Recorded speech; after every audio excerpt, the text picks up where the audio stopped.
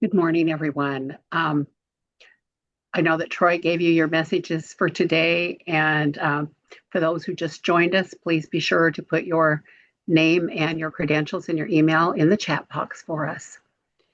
So once in a while, I get to do something special. My name is Diane True. I am a nurse. I'm a certified diabetes educator, and I work for the Wyoming Center on Aging. And today, it's my privilege, as always, to introduce Dr. Tom Repas. He is a physician who works for Hoskinson Health. He's also an endocrinologist. And while he has too many credentials to put on this slide today, one of his specialties is thyroid disease. And he's actually brought special thyroid care to Wyoming this year. And so we are pleased for him to talk about the role of the thyroid in diabetes and how the function of the thyroid gland is in direct relationship to your diabetes care and your outcomes for your patient. So, Dr. Repass, the morning is yours. Thank you, sir. Very much. It's wonderful to participate in this, especially from my wonderful home in this log cabin in the in the Black Hills of Western South Dakota. I've had a long relationship with Wyoming.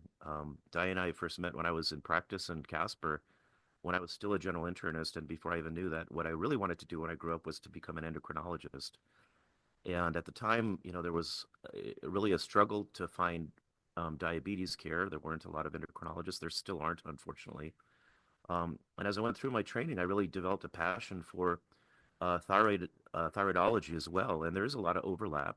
Some of it is indirect, some of it is more direct. And so it's my pleasure today to be able to share this presentation with you. Um, let's see if I can get this. I've done a lot of these, but it's been a little while. Here we go. Should be sharing now. Okay, cool. Can you all see the slides?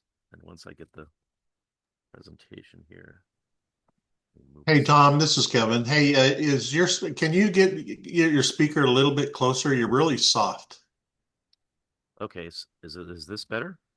Can you hear me Yeah, better? yeah, a Okay. little bit better. Thank you, Tom. Yep. Okay, I think there we go. So yes, we're going to talk about the relationship of thyroid and diabetes. And we have a few slides. I'm over at Hoskinson Health now in Gillette, Wyoming. We're really trying to build a multidisciplinary practice with multiple specialists and also a team-based collaborative approach, which sadly is kind of rare in healthcare anymore. A lot of us are stressed out and we're in our individual silos, and we're trying to build a practice where we all work together for the benefit of the patient and for the community. And it's really wonderful to be part of something like this at the very beginning. So I don't have any conflicts of interest related to this presentation. And the goal is to help you learn more about the thyroid gland in general, of course, as well as its relationship to diabetes and metabolic disorders. I'm sure you all get questions about it. There's Thyroid disease is actually very common. It's estimated about 10 or 15% of women have hypothyroidism or Hashimoto's disease. Men get it too, not quite as often because they don't get autoimmune disorders quite as often. So just a little review. The thyroid gland is a gland in the neck, just below the larynx. It's a little gland that doesn't get any respect until something goes wrong, and then it gets a lot of respect. And it's vital for many things. It produces thyroid hormone, which does many, many things. Practically every cell in the body has a receptor for thyroid hormone. And the two principal hormones it makes is thyroxine, T4, or T3, and they're required for the homeostasis and metabolism for all cells, so cell differentiation, growth, metabolism, and it targets virtually every tissue. So when I was a medical student, I have to admit, I have a confession. Um, when I first, as a medical student, you're trying to learn, trying to get good enough grades on the test so you can pass and move on to the next organ system. But the tests in endocrinology, it wasn't like just you couldn't memorize. They were like word puzzles. And a lot of the medical students didn't like it because you had to think about it. And I was the same way at first, but I'm kind of a stubborn little bulldog type of thing, and I don't give up on things. And I'm like, I'm going to get this. And once I understood the beauty of endocrinology, the positive and negative feedback mechanisms, and understood that in health, things will not go against themselves, it was beautiful, and I really fell in love with the endocrine system. at that time, not knowing that I was going to be an endocrinologist later, being a primary care doc first. But basically, the pituitary regulates thyroid hormone secretion based on the body's needs, and that's determined through the hypothalamus and other factors. So T4 is the primary product of the thyroid gland. Most of the hormone that is made by the thyroid gland is T4. And then T3 is the actual active hormone, and it's converted on a peripheral level from T4. Some of it does come from direct secretion from the thyroid gland, but most of it actually is from conversion of T4 into T3. And that's important. That's why we treat patients now primarily with T4, levothyroxine. And the ratio of secreted T4 to T3 is about 11 to 1. Okay. Come on. Why is my... There we go. So T4 actually is not biologically active, interestingly enough. It's not active until it's converted to T3. And T3 is actually the biologically active hormone. And it has many effects. I'm not going to read off this very long list. You all can read faster than I can, but it affects lipid metabolism, cholesterol. That's why if somebody's severely hypothyroid, they can have very high cholesterol. I'm also a lipidologist. I'm very fascinated with lipid disorders, but it's kind of rewarding to me that once in a while, a few times a year, somebody gets sent to me with an extremely high, their LDL cholesterol is 300. Oh my gosh, you need to be on a statin. We need to do something. But no one has checked a TSH lately. And I check a TSH and, it's 100. They're severely hypothyroid. And we treat the hypothyroidism and magically the LDL cholesterol is, now it's 90. They don't need any cholesterol medicine. They just needed the hypothyroidism to be treated. It's also important for growth and development. And that's why it's very important for pregnant women, especially in the first trimester, to have optimal thyroid status because the baby is entirely dependent upon the mom, especially the first 8 to 12 weeks.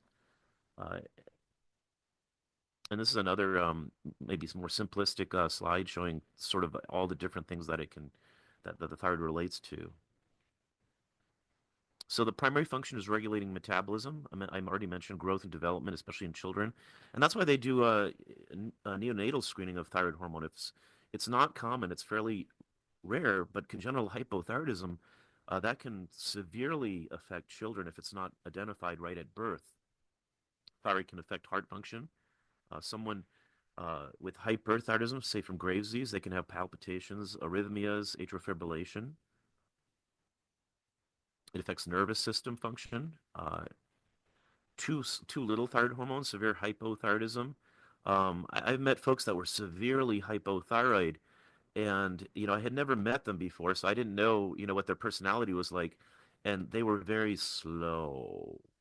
And once we treated the thyroid, they were upbeat and alert and cheerful, and it can very much affect all of nervous system function. It affects digestion. Hyperthyroidism can cause loose stools, diarrhea, hypothyroidism, constipation, bone health. That's why we don't want to overtreat someone with hypothyroidism because over years it can develop into osteoporosis. Body temperature, reproduction. Hypothyroidism is particularly in women, but also in men, can affect fertility if it's not adequately treated. And here's another picture of the hypothalamic pituitary positive and negative feedback mechanism. The thing that as a medical student I thought was confusing, but then when I finally learned how it worked, I thought it was just beautiful and elegant. So basically, hypothyroidism is underactive thyroid and hyperthyroidism is overactive. Uh, and it's confusing to the medical students. The TSH is high. I have a high TSH, but you're telling me my thyroid is low, and vice versa.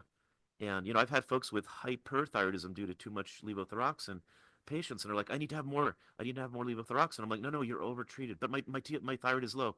No, the TSH is the thyroid stimulating hormone.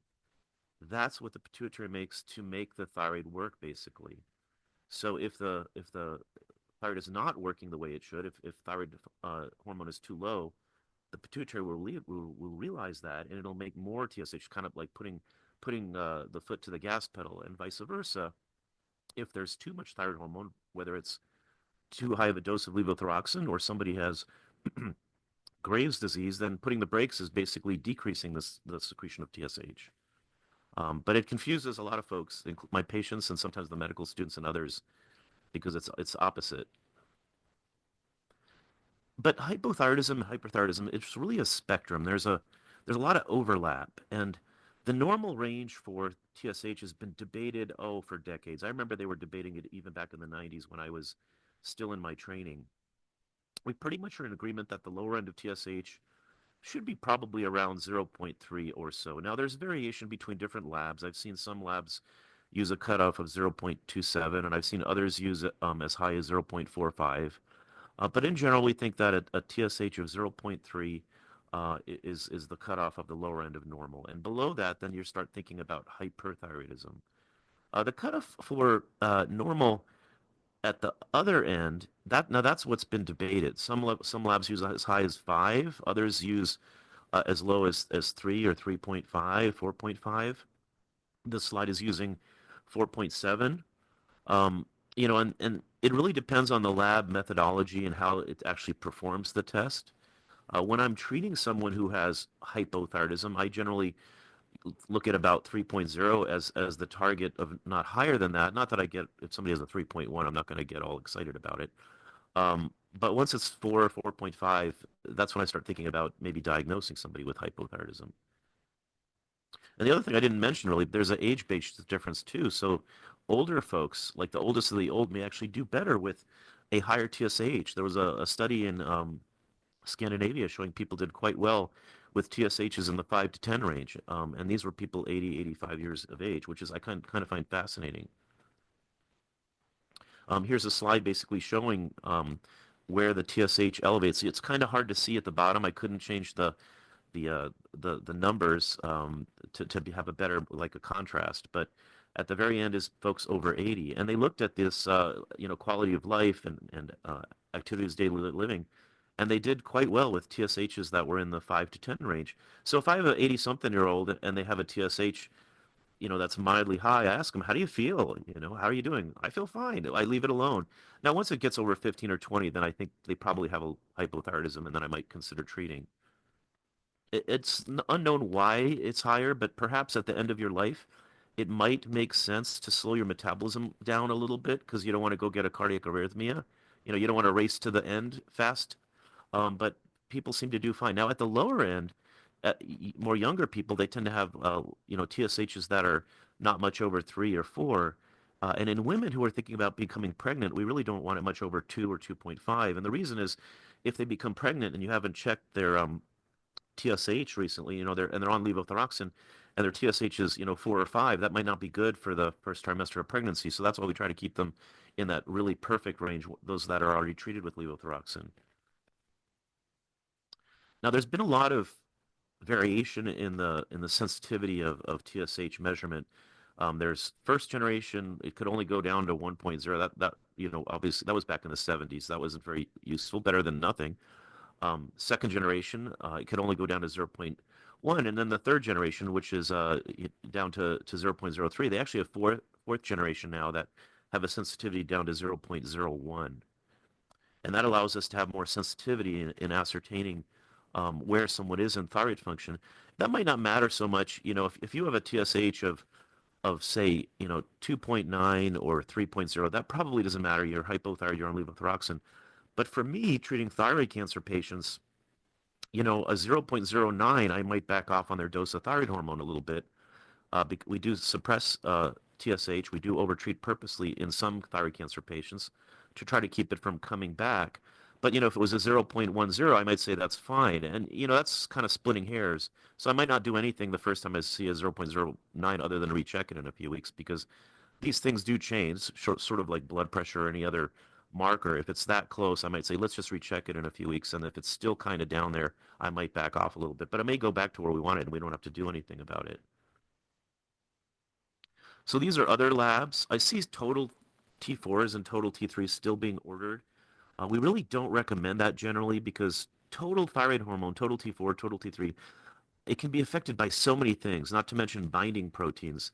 Estrogen, for example, can raise T4. So women who are on estrogen, whether it's hormone replacement therapy or taking an OCP, the only time that I order total T4 is women in pregnancy because it's reliably about 150% of the normal range non-pregnant normal range, and so I might use it in that very specific scenario. But otherwise, I would not get a total T4 or total T3. So we generally, if we're wanting to double check the TSH, we will get a free T4 and or a free T3. You hang your hat on TSH, of course, in deciding if someone is hypo or hyper or euthyroid. But I do get these others occasionally to help me understand, their thyroid status. Like if things are changing very quickly, for example, the TSH will often lag behind the free T4 and free T3. Um, for example, if someone has Graves' disease and I'm treating them with antithyroid medication, the TSH is still low, but the free T4 is now normal, that methimazole working. I may let it ride and recheck it in a few weeks. And I actually, the TSH might be normal and the free T4 is very low. I might actually cut back on the methimazole. And the same thing in pregnancy. It's like I treated them with thyroid hormone. The TSH is not going to go to its baseline for 6 weeks, but they're pregnant. I don't want to wait 6 weeks to decide are they good for pregnancy or not. So I'll kind of look at the free T4 and say, okay, yeah, that looks like that's coming along. We'll just let everything ride. And then thyroid antibodies, we check those for helping understand what the cause of the hypothyroidism is, and also maybe to predict those who might be at risk to develop, say, hypothyroidism in the future. The antibodies themselves don't cause symptoms, despite what everybody can read online or on social media. Basically, they're there and they can destroy thyroid function, but unless you're hypothyroid, you're not going to necessarily have symptoms from them. I don't really generally recommend screening the entire population for antibodies, but maybe folks that were worried about risk, maybe they had an abnormal TSH and then it went back to normal. Are they going to be hypothyroid in the future, in the near future? And that's where I might, check antibodies in that situation.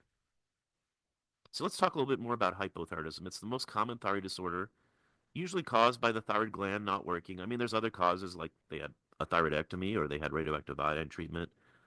There are other causes like central or secondary hypothyroidism. That would be someone who had pituitary disease, maybe, and then the pituitary is no longer working.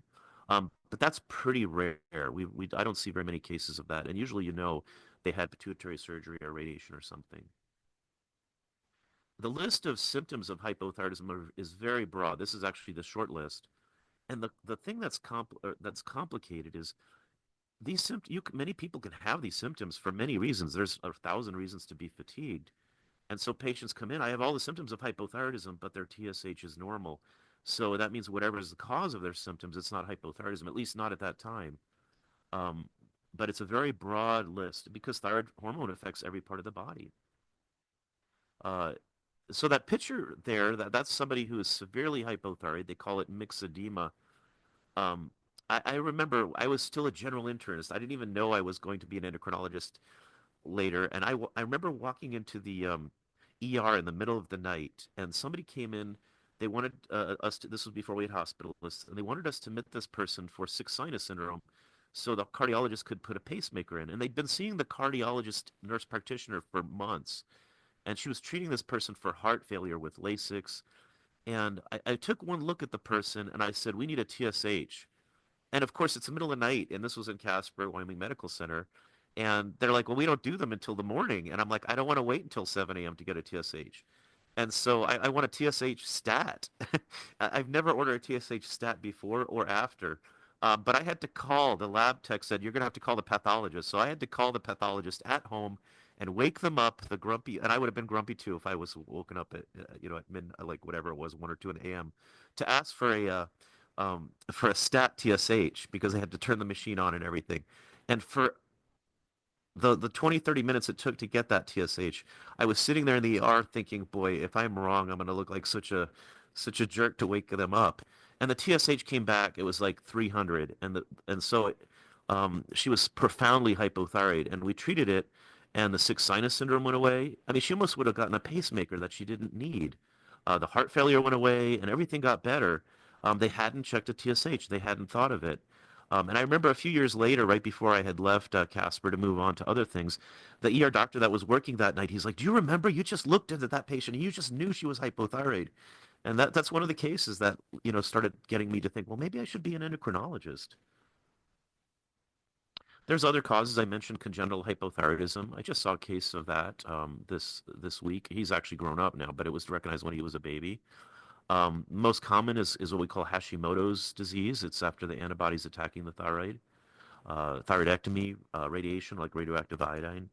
And there are many drugs like amiodarone can do some really weird things, lithium. Some of these new cancer drugs, immune checkpoint inhibitors, can cause some unusual thyroid problems, both hypo and hyperthyroidism. But most common is Hashimoto thyroiditis. Uh, and basically what happens is the antibodies attack the thyroid and cause it to stop working. There's basically lymphocytic infiltration of the thyroid, and there's three ways you can diagnose Hashimoto's. You could get the antibodies and they're hypothyroid. That's probably the most common way. I can look at it. I do my own thyroid ultrasounds, and I can look at a thyroid, and I often know it just looks like Hashimoto's. It's very heterogeneous. Or you could diagnose it on a biopsy. Now, I'm not going to biopsy a thyroid to tell me if it's Hashimoto's, but if I happen to be biopsying a thyroid nodule, for example, it may come back that it showed Hashimoto's. So being an autoimmune disorder, it is much more common in those with type 1 diabetes. And though it's been debated how often you should check thyroid labs in someone with type 1 diabetes, I think it's probably a good idea to check at least once a year in the absence of any new symptoms. Because hypothyroidism especially can kind of sneak up on you. There's a lot of reasons to feel tired, and especially as we get older. I mean, a lot of us are tired, at various times of the week. And the goal of hypothyroidism is to try to mimic normal physiologic levels as closely as possible, and also obviously improve the patient's symptoms. And so we use levothyroxine primarily. We try to use the same manufacturer if we can. I think I have another slide about why. Sometimes we don't have a choice. We use with whatever the pharmacy has on hand. And the dose differs really depending on a lot of factors. How old somebody is, how big they are. A large person may require more thyroid hormone. If someone has lost a lot of weight, we sometimes have to cut back on the dose. For example, if someone had bariatric surgery, or now more commonly with the GLP-1 receptor analogs, they lose a lot. And I'm not talking about 5 or 10 pounds, but somebody loses 50 or 100 pounds. There's not as much of them, there weight-wise, and so they often will require a dose adjustment slightly downward because they'll now a dose that was fine before now is too much. There is weight-based calculations. This doesn't really work unless you just had a thyroidectomy. So if somebody just had their thyroid taken out surgically, then we'll decide on their dose roughly based on their weight because there's no normal thyroid function left. But for most people that are developing hypothyroidism, through Hashimoto's, they might not require as much, and I base the dose it's sort of the art of medicine. If the TSH is only 5, they're not going to require as high of a dose compared to if the TSH is 50. We usually recheck at the soonest in about 6 weeks. It takes about 5 half-lives plus 1. So the half-life of TSH is about 5 or 7 days. And so that's why we do it. You could do it 5 weeks, but plus 1, so that's 6 weeks at the earliest.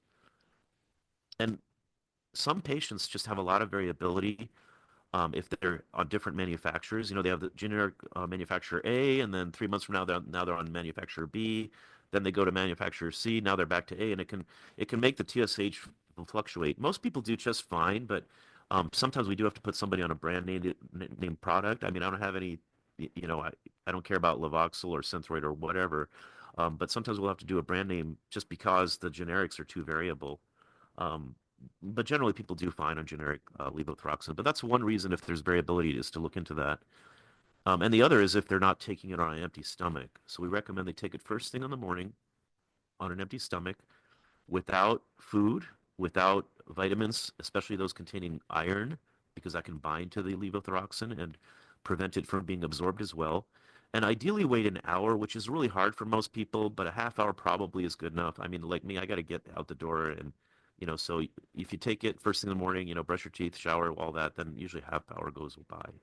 Some people want to take it in the evening, but if you just ate dinner, a lot of us, we come home, this is not ideal, but it's been a long day, you eat dinner, and it's time for bed. You have to wait about 4 hours without snacks or anything before the stomach is empty enough to take the levothyroxine. So that's not as convenient for many people. This is just looking at cholesterol and subclinical hypothyroidism, showing how the levels of cholesterol are higher, and then after the person is treated, they got better. So undiagnosed hypothyroidism can really cause some severe problems in neurocognitive outcomes. What does that mean? Basically, their IQ points and things like that. So I'm very much a stickler in hypothyroidism. I tell my young female patients that maybe are thinking about becoming pregnant or not thinking about becoming that if they become hypothyroid, they can tell their husband or the father of the baby, they can tell their family, but we need to be like second or third on that list. And sure, if they find out on Friday, it can wait till Monday, but we need to know. And I can't tell you how many times, somebody's like, "Oh yeah, I'm 6 months pregnant." What? You didn't tell us. And the OB-GYNs should be following this and they should know this, but sometimes they don't. And that's it's like you kind of missed it if you that first trimester, especially if they were not ideally treated, you can have some long-term outcomes that are not as good. So usually what we recommend is if somebody's planning on pregnancy to check where their baseline is before, and usually every 6 weeks, or if I'm adjusting things, I might even do every 4 weeks. And the goal is a TSH of a little, it can be a little bit lower than normal. And so this is interesting because of the HCG has a chemical similarity in structure to TSH. It can cross-react and it causes the TSH to be a little bit low. So a woman early in pregnancy may have a TSH of 0.1, 0.2, and that actually might be normal for her. Whereas in someone who's not pregnant, we might think they're mildly hyperthyroid. A lot of factors can affect effectiveness. I mentioned diet and how they take it, a lot of medications. Patients who have malabsorption sometimes have to be on very high dose. Uh, other drugs, I hear some of the things that interfere with absorption, those can affect it as well. So if somebody is doing just fine for years and suddenly their levels are all kind of messed up, that can affect it. Now, I don't know if I put biotin in this presentation. I don't think I did. So biotin is a vitamin that people take, for a lot of reasons. It's in products like hair, skin, and nails. It's in energy drinks, but it confuses the methodology to measure TSH and actually many other labs, ACTH, PTH, many labs it can interfere with. And so you can get some really weird levels. And like I've had referrals for hyperthyroidism, that the TSH was low and the antibodies were high and the T4 and T3 were high and they were hyperthyroid, but they had zero symptoms. And my first question is, do you take energy drinks? Are you taking biotin? Oh yeah, yeah. And they didn't tell my nurse, of course. She had already asked that, and they, oh no, no. Oh yes, I am. Stop the biotin. Let's repeat labs in a week. And many times it's completely normal. I had a patient that their doctor was going to treat their thyroid with radioactive iodine for hyperthyroidism, quote unquote. And it turned out they were going to order an uptake and all of these things. And I saw them. I'm like, stop the biotin, recheck labs, and it was completely normal. They could have potentially been harmed by that. I mean, they could have killed their thyroid off. That was, the poor innocent thyroid was just fine. It wasn't doing anything. It was just a lab abnormality, a lab error from the biotin. So I always ask that before we check labs. Are you taking biotin? Did you take biotin? Energy drinks. So here's looking at what happens with iron. So it basically can interfere if you're taking the iron with the levothyroxine, basically in the same swallow. Like you can take iron, it's fine, just another time a day. Try to delay it by at least an hour. It's otherwise it's totally fine, but just not in the same swallow with the same glass of water. Now this is something that a lot of patients ask about, and I want to treat my thyroid more naturally, and I want to use the natural thyroid, the desiccated thyroid, and earlier in my career, I was a little bit more open-minded about it, but as I gotten older, it just has caused a lot of problems, and the guidelines really say to avoid it. It's kind of like the same reason why we don't use cow insulin or pork insulin anymore. In fact, those eventually got taken off the market. We have better products available now to treat the diabetes, and so the same thing um, with thyroid. And so they've done many studies over the years, treating people who have no thyroid whatsoever with only T4 levothyroxine. They had normal T3, and there was no difference in the T3, and that's because most of the thyroid hormone, the T3, the active T3, is converted on a cellular level as needed. And think about it. If you start giving somebody extra T3, you may circumvent that, and they may actually be overtreated. Now, there have been some studies, though, where it was unblinded. So people who knew they were on T3 said they felt better. So people who knew that they were being treated, they said they felt better, but it was not a blinded trial. And so there probably was some placebo effect there. And these folks were, rendered hyperthyroid. And notice how far back these studies were. I mean, they're like 25-year-old studies. And they've looked at this in the decades since, and they really haven't shown any benefit to being on levothyroxine monotherapy as combined to levothyroxine with liothyronine, Cytomel would be the brand name, in studies where it was blinded, where they didn't know and it was placebo controlled. Now, I have a lot of patients coming to see me who are on T4 and T3 already. And I have a handful of patients that come to me and they're on desiccated animal thyroid, like Armour thyroid or natural thyroid. Um, I'm a clinician. I'm pragmatic over dogmatic. If somebody's been on Armour thyroid since like 1983 and they're fine and they're not overtreated and their labs are not varying, because that's the other problem with desiccated thyroid is there's a lot of variability and it's hard to get it under control. But if they're doing fine, I'm not going to say, oh, you need to come off of that. I mean, that would be kind of ridiculous. Now, if they have a problem, of course, and that we can't get their levels maintained, that's when we have to have that conversation. Say, we probably need to switch you off of that. But I have a few people, and like I'm not going to fight them on that. That's kind of silly. And part of the problem with the T3 also is they're just absorbed very quickly. The desiccated animal thyroid it has more um, T3 than the human's thyroid would produce. It's 4 to 1 because a pork thyroid produces more. A swine produce more T3 than humans. And the other problem with T3 is it's absorbed very quickly and then it's gone. I said the half life of levothyroxine or T4 is about 5 to 7 days, but with that it's only a few hours. And so the other problem is there's a lot of variation in it too. Looking at the bottom of the screen, looking at every 60 milligram of desiccated animal thyroid, the T4 range from 8.8 up to 59, the T3 from 7.9 to 18. That's what sometimes makes it challenging to manage folks like this. They get a lot of variation in their levels. Again, if somebody's doing fine and they came to me and they've been on it for 30 or 40 years, I'm not gonna make them stop it. But if they do have problems, that's when we have the conversation. And then finally, I was looking for newer studies because all those studies are from 20 years ago. They tried to replicate this for the last 20 years because a lot of folks say they feel better with T3.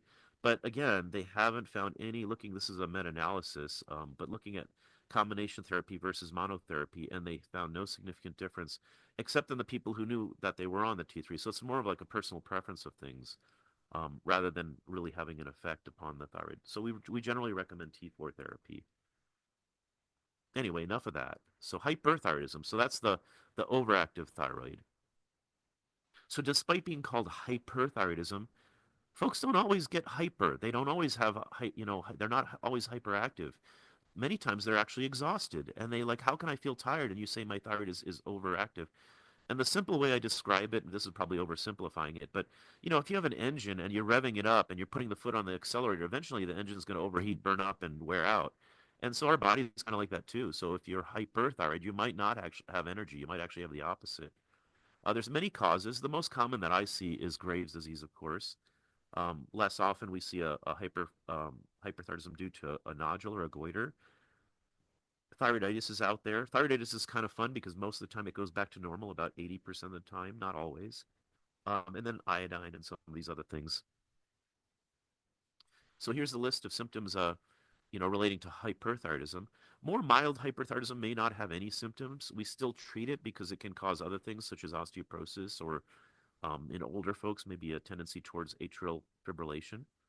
Uh, and basically the workup for hyperthyroidism, you get a TSH always, uh, free T4, free T3. That helps us decide how bad the hyperthyroidism is.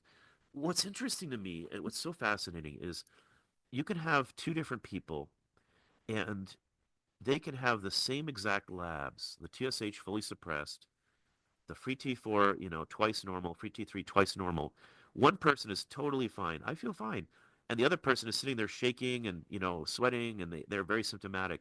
It's probably due to other things. For example, how well their body metabolizes excess thyroid hormone. It's probably related to how sensitive their receptors are. These are things that we can't measure.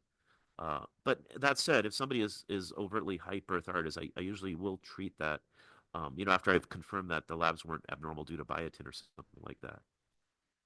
So thyroid uptake, that's a radioactive iodine test, not a treatment, and basically seeing how much the thyroid takes up iodine. So thyroid needs iodine to make thyroid hormone, and you can radio label it and see where it goes. And so if the uptake is high or at least normal, that usually means Graves' disease. If the uptake is low, that usually means thyroiditis or maybe iodine exposure, and then the scan helps show where the iodine is going. So if you have a quote unquote hot nodule, that's where the iodine is going into one nodule. Now myself, I don't order this as much. I was taught to do uptakes and scans, 20 years ago, 30 years ago. But I do my own ultrasounds, and I can usually tell by ultrasound if it's Graves' disease. The thyroid will be very vascular, or if it's a hot nodule, then there's going to be a nodule that's very vascular, and the rest of the thyroid won't be. But the radiologists don't really know this. They're just looking at what they see. They're not really looking at the big picture. So that's one reason why I do my own ultrasounds. And then the antibodies that we see with Graves' disease are the thyroid stimulating immunoglobulins and thyrotropin receptor antibodies. Uh, it is possible to have Graves' disease without these antibodies. Just like you can have seronegative rheumatoid arthritis, you can also have seronegative Graves' disease. Maybe they had the antibodies and then they went away. I mean, same thing like you can have type 1 diabetes and yet the beta cell antibodies are negative. Maybe they had the beta cell antibodies and then they went away, but they still have type 1 diabetes. So there's different ways of treating hyperthyroidism.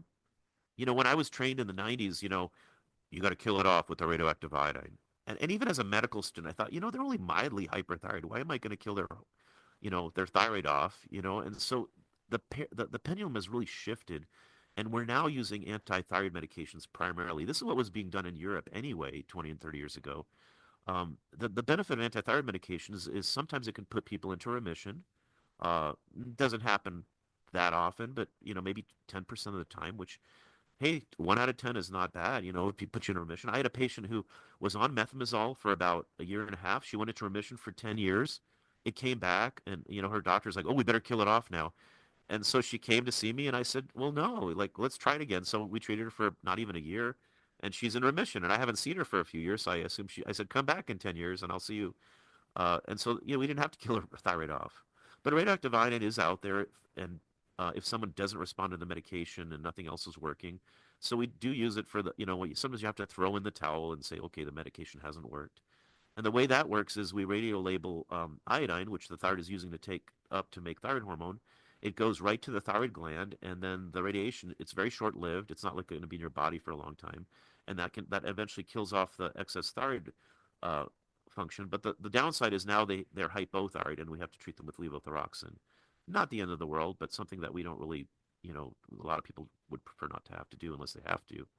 Surgery is an option too, but it does involve the risks of surgery, general anesthesia, all of that. And then a new treatment that I'm going to be offering in Gillette very soon is if somebody has a nodule. So you wouldn't do this for Graves' disease, but if somebody has a nodule that is hyperfunctioning, um, we used to treat that with radioactive iodine, but sometimes that would kill off the whole thyroid, which is not what we wanted.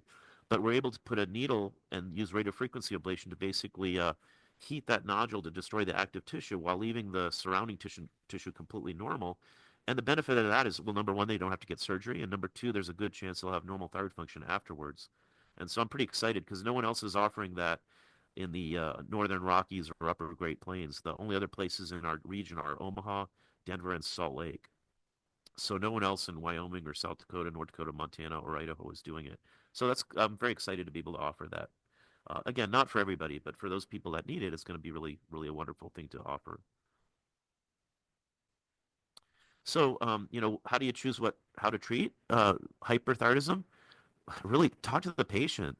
I had a patient once I was going to treat with methimazole. She's like, my mom had this, my sister had this. I don't want to mess around with the medication. Let's just treat it with the radioactive iodine and be over with it. I was like, okay. I mean, as long as she understood the benefits and risks and all of that, I was like, okay. Um, how severe the hyperthyroidism is, whether they're candidates. So pregnancy, for example, we don't use methimazole in the first trimester because there's a rare effect on the baby. It's very, very rare, but it can affect hair and skin development. In Europe, they don't even worry about this. They're not as risk averse as we are. But in the U.S., we treat in pregnancy with propylthiouracil (PTU) for the first trimester, and then switch back to the methimazole. The reason why we don't use PTU long term is it has a higher risk of liver side effects. So we don't really use PTU anymore, like for long term treatment of hyperthyroidism, except in pregnancy in the first trimester. And then the cause of hyperthyroidism, if somebody does not have Graves' disease, but they have thyroiditis, we usually just treat symptomatically with beta blockers if they even need it, and then the hyperthyroidism usually resolves after a few weeks. They get a hypothyroid phase, with some of which will go back to normal about 80% of the time, and unfortunately, some will stay hypothyroid indefinitely. And if it looks like that's the way it's going to go, that's when we would start the levothyroxine. Okay, so now that you have the background of thyroid, how do thyroid disorders and diabetes mellitus interrelate? They're both very common, and so sometimes you will find thyroid dysfunction in someone with diabetes, and they're not directly related to each other, but sometimes there is an overlap. So in type 1 diabetes, that's an autoimmune disorder. So people with type 1 diabetes are more likely to get other autoimmune disorders, celiac disease and thyroid. Thyroid is probably the most common, celiac. Less common in type 1 diabetes, would be Addison's disease. There's all kinds of other things too. So that's why I generally, when I first meet a person with type 1 diabetes, I make sure they've had a, TSH checked. If not, I'll check it. And generally once a year or more often if I'm more worried. Graves' disease is not as common. We definitely see a lot more hypothyroidism, but up to 30% of people with type 1 diabetes will have some type of autoimmune thyroid disorder during their lifetime. And the risk is variable, depending on what study, but up to 30%. Risk factors, women, because they're more likely to get autoimmune diseases anyway. Those who have a family history, those with, TPO antibodies. And of course, the longer you have your type 1 diabetes, the more likely you are to get other stuff. The risk factors in children, it's about maybe 25%. So that's a reason why they should be checked as well. And then poorly controlled diabetes, interestingly enough, in children tends to more likely affect risk of thyroid dysfunction. In type 2 diabetes, um, the prevalence of hyperthyroidism is higher than the general population, but type 2 diabetes generally is not an autoimmune disorder, so the mechanism isn't quite as understood. Um, but it's more common in type 2 diabetes compared to general population who do not have diabetes. The prevalence in hypothyroidism, these are both very common. Type 2 diabetes is common, and hypothyroidism is very common. But things that affect it are just the general risk factors. As I mentioned, women, positive TPO antibodies, being older, being in the hospital will increase risk of hypothyroidism. Now, this is a very busy slide. I'm not going to read these off. I hate when speakers read off every line. Y'all can scan this slide faster than I can read. But basically, thyroid disorders can affect diabetes control. Uh, I've had folks that ruled like they had blood glucoses that were high enough to say they had diabetes when they first presented with severe thyrotoxicosis from Graves' disease. But then we treated the Graves' disease and it went back to normal, and so that was wonderful. So the hyperthyroidism can do that. On the other side, hypothyroidism can, um, you know, cause a lot of different things. They can cause you, if your metabolism is lower, you might not need as much insulin. If you're severely hypothyroid, it can cause your lipid functions to change. Basically, if you are hypothyroid, the metabolism slows down. So you might not need as much insulin because of the slowed metabolism, but on the other hand, you might have reduced clearance of insulin. So the insulin will have longer effect, and you might be more likely to get hypoglycemia. You might have increased insulin resistance, so you might need more insulin. So these things are all playing against each other, which makes it really difficult to know if someone has hypothyroidism, how it'll affect diabetes control. It can go either way depending on the person. And that's why if they have hypothyroidism, the recommendation is to treat that while monitoring, knowing that once the hypothyroidism has been successfully treated, their diabetes regimen might need to be adjusted. Hyperthyroidism, I already mentioned that person, the people that I see that they come in looking like they might have, ruling in for diabetes, but then once we treat that, they don't have diabetes. Those people probably are at higher risk to develop diabetes in their lifetime, um, but maybe they don't have it right now. Uh, there's increased absorption of glucose, faster insulin secretion. It's been debated how much it increases insulin resistance, and again, it can affect it. So somebody who is hyperthyroid with Graves' disease and they happen to be on insulin, they might require adjustment after they're off of insulin, and that's the same with some of their other medications.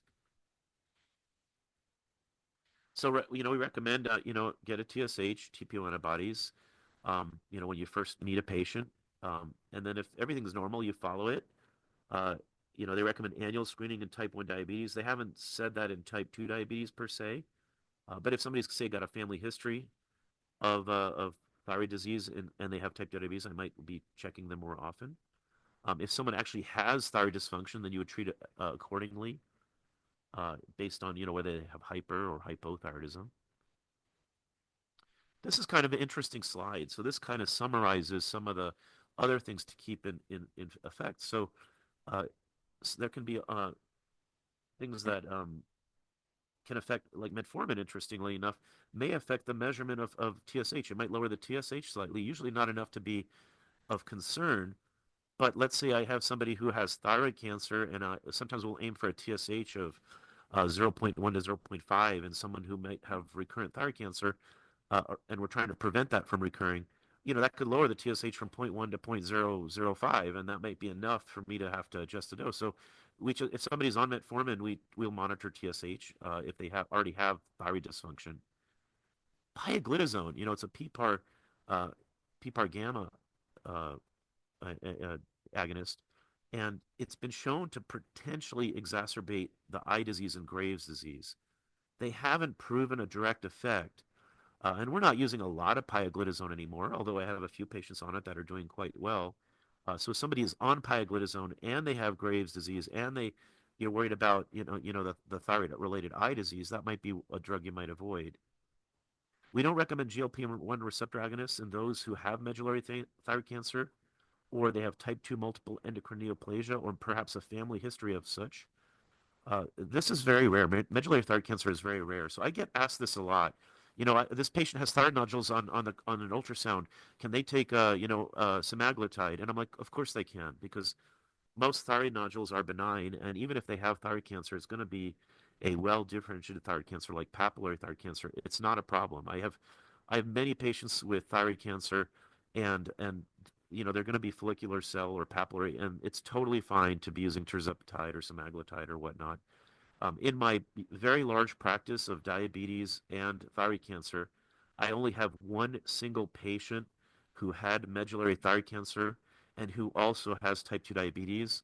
And so I put it in as a quote allergy. It's not really an allergy, but I just put it in there so no one decides to start a GLP-1 in that one person. And they've never shown it to be a problem in humans, but the reason why they have that concern is in rodents. GLP-1 in rats specifically would cause C cell tumors, and C cell tumors are basically medullary thyroid tumors, but they did not see that in any other animal, not in sheep, dogs, other primates, and in humans, GLP-1 does not stimulate C cells either. But we're being extremely careful. So if somebody happens to have medullary thyroid cancer, I mean, they really should be seeing an endocrinologist anyway, who should be making decisions on treatment. I already mentioned, might have to adjust insulin in diabetes depending on, if they're hyper or hypothyroid. So it's just a monitor. If someone is in the hospital with diabetic ketoacidosis, they should be checked because, they could have hyperthyroidism at the same time. Maybe that could even push them over to getting DKA. Reevaluate glycemic control if you're treating hyperthyroidism as they get under control. And then if someone who is hypothyroid, severely so, not mildly so, once their metabolism increases with normalization of the hypothyroidism, they might require a higher dose of insulin. And then with statins, and really severe dyslipidemia, you hold off on those because, you can get myopathy from the statin, which is not as common as a lot of folks claim that it is. I mean, everybody's having muscle aches and pains. So it would be more likely in hypothyroidism. But the other reason is, as I already mentioned, the lipids might improve and they might not even need a statin once the hypothyroidism has been treated. So basically, kind of finishing up, there is an association overlap. So it is good for people with diabetes to be screened for thyroid dysfunction. Once you manage a thyroid disorder, there might be changes in their blood sugars, improvement, or perhaps medication adjustments might be needed. And that's the end of my presentation. I hope y'all found it helpful. I love, I got into endocrinology because of my passion in diabetes. And then when I became an endocrinologist, I really developed a passion for other endocrine disorders, including thyroid. It's really rewarding for someone to come in really feeling very poorly, whether it's from hypothyroid or hyperthyroid, and to get that under control, and they totally feel like a different person. So I'm going to stop screen sharing. There we go. So Dr. Repas, thank you very much. This is Kevin. Good morning. And so good to see you, Kevin. Yeah, it's been a little while. Yeah, Kevin and I it's have known each other for quite a few years also. oh geez, too Oh, many dating back to years. Casper, yeah. It's We're the now the gray. old guys. I know it's crazy. I Yeah, was it's the young, gray hair talk. enthusiastic, idealistic doctor, and now here we are with our gray hairs. But yeah, That's right. Hey, Tom, what is the trade? Is there an increase now of? I guess what I'm saying are thyroid disorders underdiagnosed or overdiagnosed? both, both. Both. Yeah, I see folks that they hadn't gotten a TSH in 5 years, and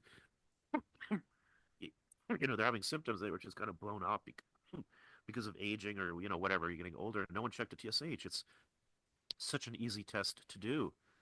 On the other hand, I see folks being coming to me, and they had a completely normal TSH, and they had symptoms, and their primary said, "Oh, well, you have symptoms," and then they come to me, and they never needed the thyroid hormone, and now they're hyperthyroid iatrogenically, and so now I have to cut back and stop that. So I see both. I see it's both overtreated and overdiagnosed and underdiagnosed. What about kiddos? I mean, that kind of, as a clinician, you always hate to see kiddos with, disorders at a young age or and stuff. What about, younger, Yeah, underdiagnosed? there's not a lot of endocrinologists, adult endocrinologists like myself are very rare, but pediatric endocrinologists are unicorns. I mean, they are extremely rare. And it is out there. I mean, it's more common, thyroid disease is more common in adults than in children, but it is out there. And, I've heard of cases, a colleague of mine, pediatric endocrinologist, tells me about a kid that, they were diagnosed with ADD and they were put on medicines and it turned out they were hyperthyroid.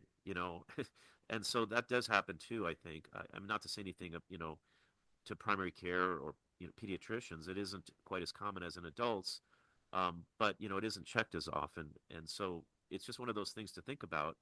It's really easy to rule out. It's just a TSH. We're not having to do like any fancy, testing or anything like that. Uh, that's why it's one of the first things. If anybody has the least, it might be something else. They could have ADD or they could have anxiety, but just get a TSH. If they haven't had one in the last, you know, several weeks or months, get a TSH, and then you can then it's ruled out. At least and you can look at other possible causes. One more question and I'll open it up. I'm sorry. I would imagine medication adherence is huge, just because of having to have it on an empty stomach and all that. I mean, Yep. okay, I would imagine that is, very variable. It is. It is. So, some of the tricks we recommend is get a pill box, set an alarm. Although one of my patients I just saw this week, he's got ADD, and I think I probably have it too. I'm not diagnosed or treated, but we were talking about, the hyperfocus and the distractions, and he's like, "Yeah, I put the alarm on my phone, but I got so distracted by it, just shut it off." I'm like, I laughed. It's like that's something I probably would do. One thing that we can do, it's a little secret, and we cannot do this with T3. We cannot do this with armor thyroid, but we can do it with levothyroxine, which is another reason why I like levothyroxine. It has a 5 to 7 day half life. And so that means it doesn't matter what you take any given day of the week, but roughly how many micrograms you have taken over a week. And so sometimes we can do once weekly therapy. I've done this with non-compliant patients, had like directly observed therapy, or I've had it like a family member. Someone's older, maybe they have a little dementia, but not enough to be, somewhere. And have them take all their pills at once, their levothyroxine. Again, you would never do that with T3 because you would be severely hyperthyroid in the day after you took that. But with levothyroxine, it's going to average out. You're not going to. They've done studies with this, looking at the TSHs and the free T4, and it's leveled out because again, it has a 5 to 7 day half life. I don't necessarily encourage that, but I know people who will do that. They'll take all their pills one day of the week. Um, and then if somebody forgets, so this is other little trick I say. If you're supposed to be taking whatever a pill every day, and then you go on a trip for a weekend and you realize, oh shoot, I left my pill bottle at home. You get home on Sunday, you can take Friday's pill, Saturday's pill, and Sunday's pill to quote make it up. Again, don't make a habit out of that because you're not going to know whether you're coming or going. But you can actually do that. You can adjust the dose, and I do that too. If I'm really trying to precisely adjust the dose, I might have somebody take, one pill a day, 6 days a week, and then maybe they're a little bit too high. take only a half pill, let's say 1 day a week, and they're not going to feel different the next day after they took the half pill, because it averages out over a week's time. So that's a little trick that we endocrinologists often do to try to help people make their life a little bit easier. Thank you, Doc. Yep. Great. Dr. Repass in the chat, you kind of, maybe you've mentioned this already, but we have a participant that says, very informative, thank you. She knows someone who wakes up at 3 to 4 a.m. every day to take their levothyroxine, whatever medication you just said. Levothyroxine. Then they go back to sleep. Is that necessary, is her question.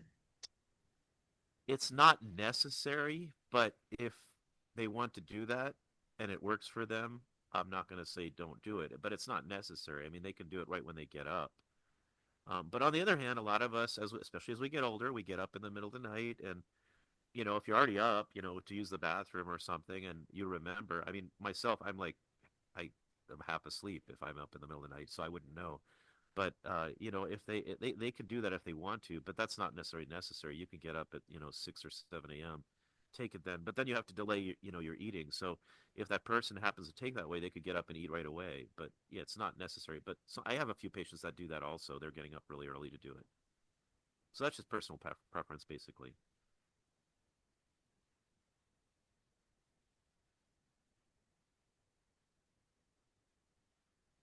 Any other questions? Hey, Doc, what's the biggest takeaway with thyroid disease and diabetes? Just make sure that if they haven't, if they come to you as a new patient, and they haven't had, TSH checked recently, it's probably a good idea to get one in everyone, whether they have type 1 or type 2 diabetes. And then if they have type 1 diabetes, probably getting thyroid labs at least once a year is reasonable, in the absence of any new symptoms. The other thing is hyperthyroidism can come on quickly, so they could have been normal 3 months ago.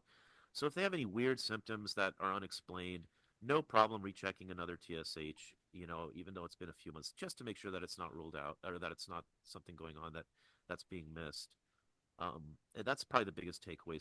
And then realize thyroid dysfunction, especially severe, mild, not so much, but if somebody is severely hyper or severely hypo, that can affect, the doses that you might need for your thyroid medications. So be aware of that. If they were found to be severely hyper or hypo and they get under treatment, their diabetes regimen might need to be changed. And it's difficult to predict because some people might require more insulin and some people might require less. The oral agents don't affect it quite as much, but if somebody's on a GLP-1 and they lose a lot of weight, they might need to have a little lower dose of the levothyroxine, for example. So basically just keep it in the back of the mind because they're both very common. Diabetes, type 2 diabetes is very common, and so too is thyroid.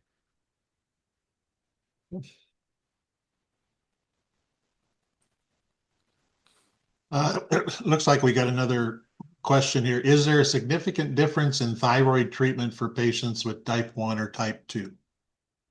Not really.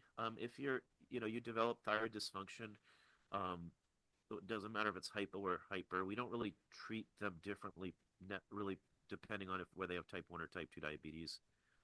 The treatments are pretty much the same. Possibly the effects upon glycemic control might be a little different, because type 1 diabetes might have a little more insulin sensitivity as compared to someone with type 2 diabetes. So the treatment isn't really different as compared to what type of diabetes you have.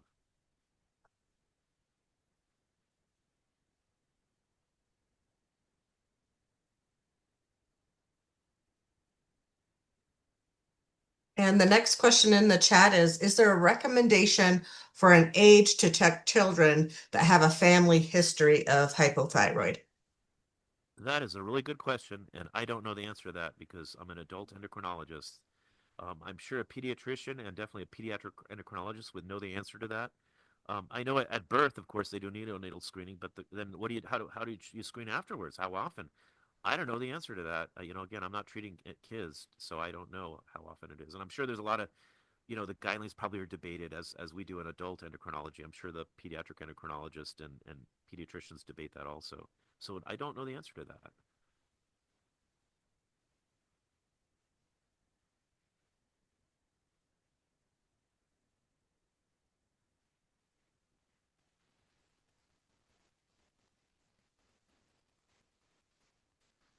Any other questions at all?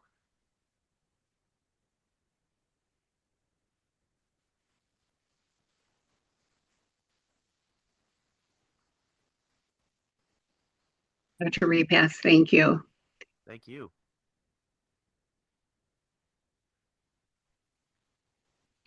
Are we going to take a 10-minute break now? Yes, Dr. Repass, thank you so much for your presentation today. That was great. We do have our next break coming up, and then when we come back at 9:30, we'll be talking about chronic disease initiatives in Wyoming with Amber Nolte, and I believe the entire team is here, Casey Hutton and Sarah Fields from the CDPP.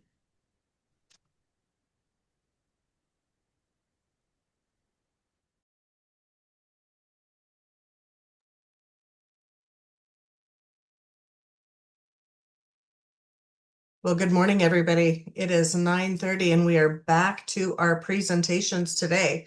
So we're so excited to have the team from the Chronic Disease Prevention Program at the Wyoming Department of Health with us. Amber and Casey, we'll let you take it away. Thanks, Kara. Morning, everyone.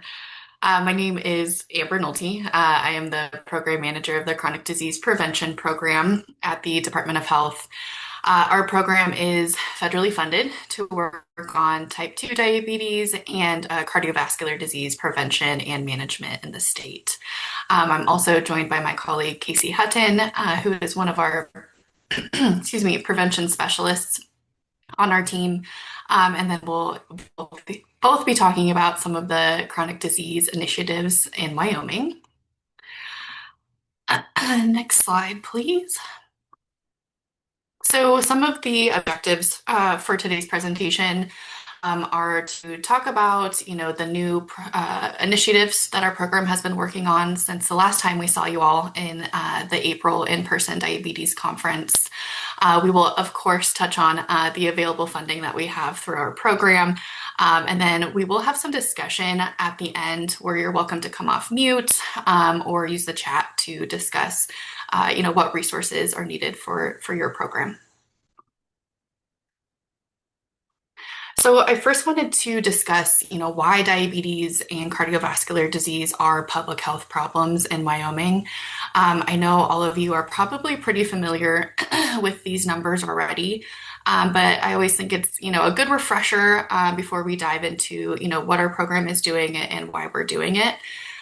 So approximately 42,000 adults in Wyoming, or 8.1% of the adult population, do have diagnosed diabetes. And then an additional 3,000 adults are diagnosed in Wyoming each year. Nationally, 1 in 3 people do have prediabetes, which roughly translates to about 148,000 Wyoming adults, or 33.6% of the adult population. But out of that 1 in 3, 80% of people don't know that they have it and are at risk for developing type 2 diabetes. So Americans with diabetes do have medical expenses approximately 2.6 times higher than those without. In Wyoming in 2022, total direct medical expenses for diagnosed diabetes were estimated to be about $400 million, and 69 million of that are estimated for just Medicaid clients alone. In addition to that, there were 120 million estimated indirect costs from lost productivity due to diabetes. So I'm going to just touch on cardiovascular disease as well. So in 2024, cardiovascular disease was the leading cause of death for Wyoming adults. And it really has been since the early 1900s, with the exception of the Spanish flu in 1918, and then 4 years of cancer where it did come in second. There are 3 kind of top risk factors for cardiovascular disease, and those are high blood pressure. So 32% of Wyoming adults have been told by a medical provider that they have high blood pressure. High cholesterol, 29% of Wyoming adults have been told they have high cholesterol, and then smoking. So in 2023, the adult smoking rate in Wyoming was 14%. And while these are, the top kind of 3 risk factors, I also think it is important to note that type 2 diabetes is also a risk factor for cardiovascular disease. And then according to the CDC, about 1 in every 8 healthcare dollars is spent on cardiovascular disease nationally. And I unfortunately was not able to get any Wyoming specific cost estimates at this time. So this is our chronic disease matrix, and we use this honestly quite a bit when we're doing community presentations or approaching new communities to work with. I always think it's interesting just to be able to compare, where your county lands compared to others. And I know this slide is pretty busy, but we do have this as a attachment on our website as well that you can download. So I'm going to first talk about diabetes self-management and education programs. So we do rely on the CDC to provide data on the number of people with diabetes with at least 1 program each year. So this is calendar year data. So in 2024, there was a little over 1,000 people that had at least 1 encounter. Out of that 1,000 people, 134 were Medicaid clients. As you can see from the graph, that is a little bit lower than our average. We usually average a little over 1,400 encounters per year. So that being said, I do want to congratulate the newly accredited DSMES sites in the state who will be contributing to that data in 2025. So congratulations to HealthWorks, Kirk County Medical Services, Campbell County Hospital, and a pre-congratulations to Eastern Shoshone Tribal Health. So with those accreditations, we are sitting at about 17 accredited sites in the state, which is great.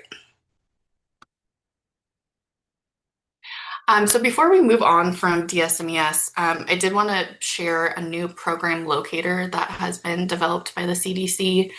It just went live and is available to the public as of September 24th. So I haven't had too much time to kind of play around with this, but I do encourage you all just to take a look, make sure your programs are listed on there. There's also a program to show only telehealth as well, which is pretty neat. We, of course, have all of the programs listed on our website and listed on the Healthier Wyoming website, but this is kind of just an additional locator tool, and that QR code on the screen will take you to the website. Okay, so now I wanted to kind of shift over to the Outsmart Diabetes program out of Wyoming Medicaid. So I think I've briefly talked about this with this group before, but I did want to provide some data and some outcome data with you all. So Outsmart Diabetes is a health management program targeted at adult Medicaid clients with diabetes. Currently, Medicaid has a little over 4,000 adults with diagnosed type 2 diabetes. So it is a year-long incentive-based program designed to support diabetes management efforts. Participants that are enrolled in the program can earn a $50 Walmart gift card every quarter, so up to $200 for the year. And then in order for them to earn that gift card per quarter, they do have to meet monthly with a nurse care manager, and then also track their blood pressure, blood sugar, and weight during each month too. And then they are also encouraged to attend just routine provider visits, eye checks, and foot checks. So in 2024, 1,949 Medicaid clients were contacted about the program. 121 actually enrolled in the program, and then 11 completed that full year of the program. So in total, the program only cost Medicaid under $12,000 to implement, and they did issue 238 gift cards. So for 2025, Medicaid is still gathering their data, but they did have 159 clients enroll, and then 35 did complete the program. So moving into outcomes, in 2024, the cohort saw a 0.4% A1C decrease and then an average weight loss of 16 pounds. Out of those enrolled in the program, so not just the completers, but the actual enrolled participants, there was 93% of them completed a foot exam, and then 82% of them did complete an eye exam. In 2025, the cohort saw a 0.9% A1C decrease and an average weight loss of 6.4 pounds. While the weight loss it was not quite as good, those numbers are still trending positively for those that participate. And then, like I said on the first slide, they're still gathering that data for 2025, so we don't have those exam percentages quite yet. But our goal for Outsmart Diabetes is to partner with them to increase the referrals of their Medicaid clients into accredited DSMES programs and kind of vice versa as well. And that referral goal really led us into our next new project of a centralized referral platform. So one of our strategies from the CDC is to improve access, appropriateness, and feasibility of diabetes self-management education and support services in the state.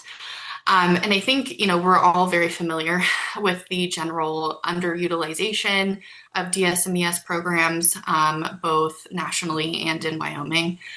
So in our work plan this year, we are really focused on referral strategies, and we propose an activity to increase enrollment by developing some sort of centralized referral system for diabetes care. And ideally, that system will allow for kind of a single point of entry where providers or care teams can contact for assistance and referral. This would also, include developing some sort of standardized referral form that we could, really advertise to providers. So really the overall goal of this is to get butts in seats. But the goal for this year is to develop a task force to really talk through, how this can be done, can it be done, and to plan out how to do it. So if you are interested in joining that task force, please reach out to Kevin Frankie directly, and he will get you all set up. But going into referrals a little bit more, I do want to give a little bit of an overview of Wyoming 2-in-1's CommuniCare platform and how our program has kind of been involved in that so far. I did steal this slide from Wyoming 2-in-1 because I think it just gives such a great overview, of their progress so far. And I did highlight some of those key activities that I would like to talk a little bit more about.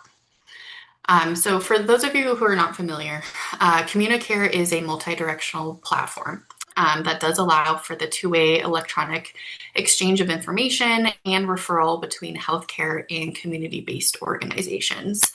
I did want to point out too, this is different than Wi-Fi. Wi-Fi, you do have to have an NPI number, where CommuniCare, you don't. So the idea of this kind of e-referral network did start in Laramie County through the Laramie County Coalition in partnership with CRMC. So as you can kind of see from the timeline, the steering committee that they put together did take a lot of time to research platforms, and they did hire some key personnel for this work as well. So in June 2023, our new 5-year cooperative agreement from the CDC came out, which included specific strategies that supported the development of a statewide multi-directional referral platform. There still is a real push at the national level to connect patients with chronic disease with social safety net services to help them better, manage their condition. We also know that, social determinants or social drivers of health are really important when we're talking about prevention and management as well. So we heard what 2-in-1 was doing. We didn't want to reinvent the wheel. So we did execute a contract with them in January of 2024. During that first year, 2-in-1 began piloting the Vision Link platform, And we were also able to hire on a health information specialist to assist with kind of our CDC specific strategies. So they did run that pilot from March 18th to June 6th and determined that VisionLink, was not their platform. It was pretty clunky. It didn't have all the features that they wanted. So our health information specialist started, reviewing other platforms to find an alternative. So within that same year, we were able to decide on a new system. And started that very long process of starting from scratch and building out a new platform. So long story short, the platform, which we now call Communicare, is now live as of this month. But anything with public health, this project is very dependent on community participation and community buy-in. So to do this, we are hosting in-person launch events across the state. These events have been kind of a perfect follow-up to our Community Cares event series that our program hosted, the past 4 years. So those CARES events really got the conversation going about referrals within those communities, and now we're kind of coming back with a call to action. So the next launch event will be in Riverton on October 21st. That registration is live, and that registration is linked to the QR code on the screen. I know 211 is also planning in-person events in Cody, Gillette, and Rock Springs by the end of the year. So, these events are really being used for demoing the platform and allowing you to ask questions about it. And you also get free lunch. So I, highly recommend attending one in your area to see if the platform, is usable for your program or your organization. And not only for diabetic care, but kind of beyond that as well. So if those upcoming events are not in your area, the Communicare website does have information and an interest form that you can fill out to receive kind of some direct outreach about it. But overall, 211 is really looking at this project as a way to supercharge their already existing database and build out a system where providers can kind of instantly connect, track referrals, and ensure no client falls through the cracks. So now I wanted to pivot just a little bit into a new program that we have, and we've also talked about this together before, but we have made some headway on the Mind, Exercise, Nutrition, Do It Family Healthy Weight program. So just as a refresher, we did offer a learning session, and we put together a selection committee last year to choose from the 6 CDC-approved evidence-based family healthy weight programs. And we did choose the MEND program to implement in the state. Unfortunately, due to some uncertainty in federal funding, we did have to sit on that request for application for quite a while, until we got notice that we could begin programming again. So the application was released in July of this year. We received 6 very competitive applications. We awarded Body Benefits, which is a Cheyenne-based gym, to be our implementation partner this year. Their contract is still currently going through our process, but we do plan to award a second site at the end of the year as well.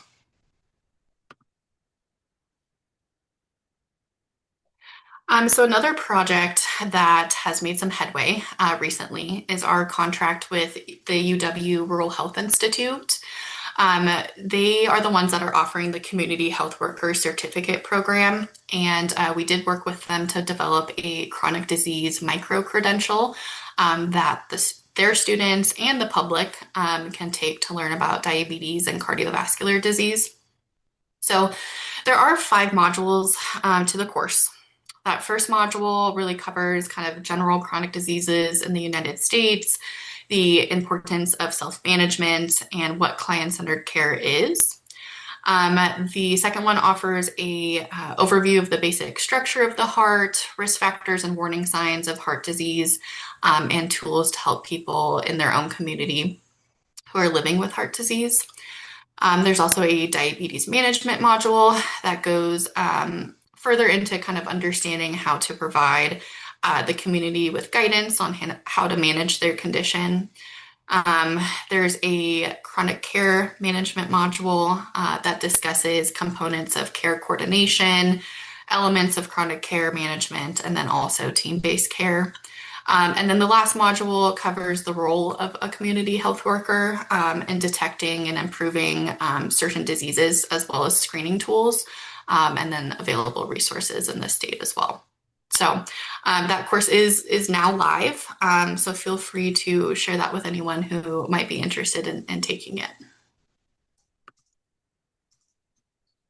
So the last new initiative I would like to kind of talk to you all about is our Parks Prescription Program.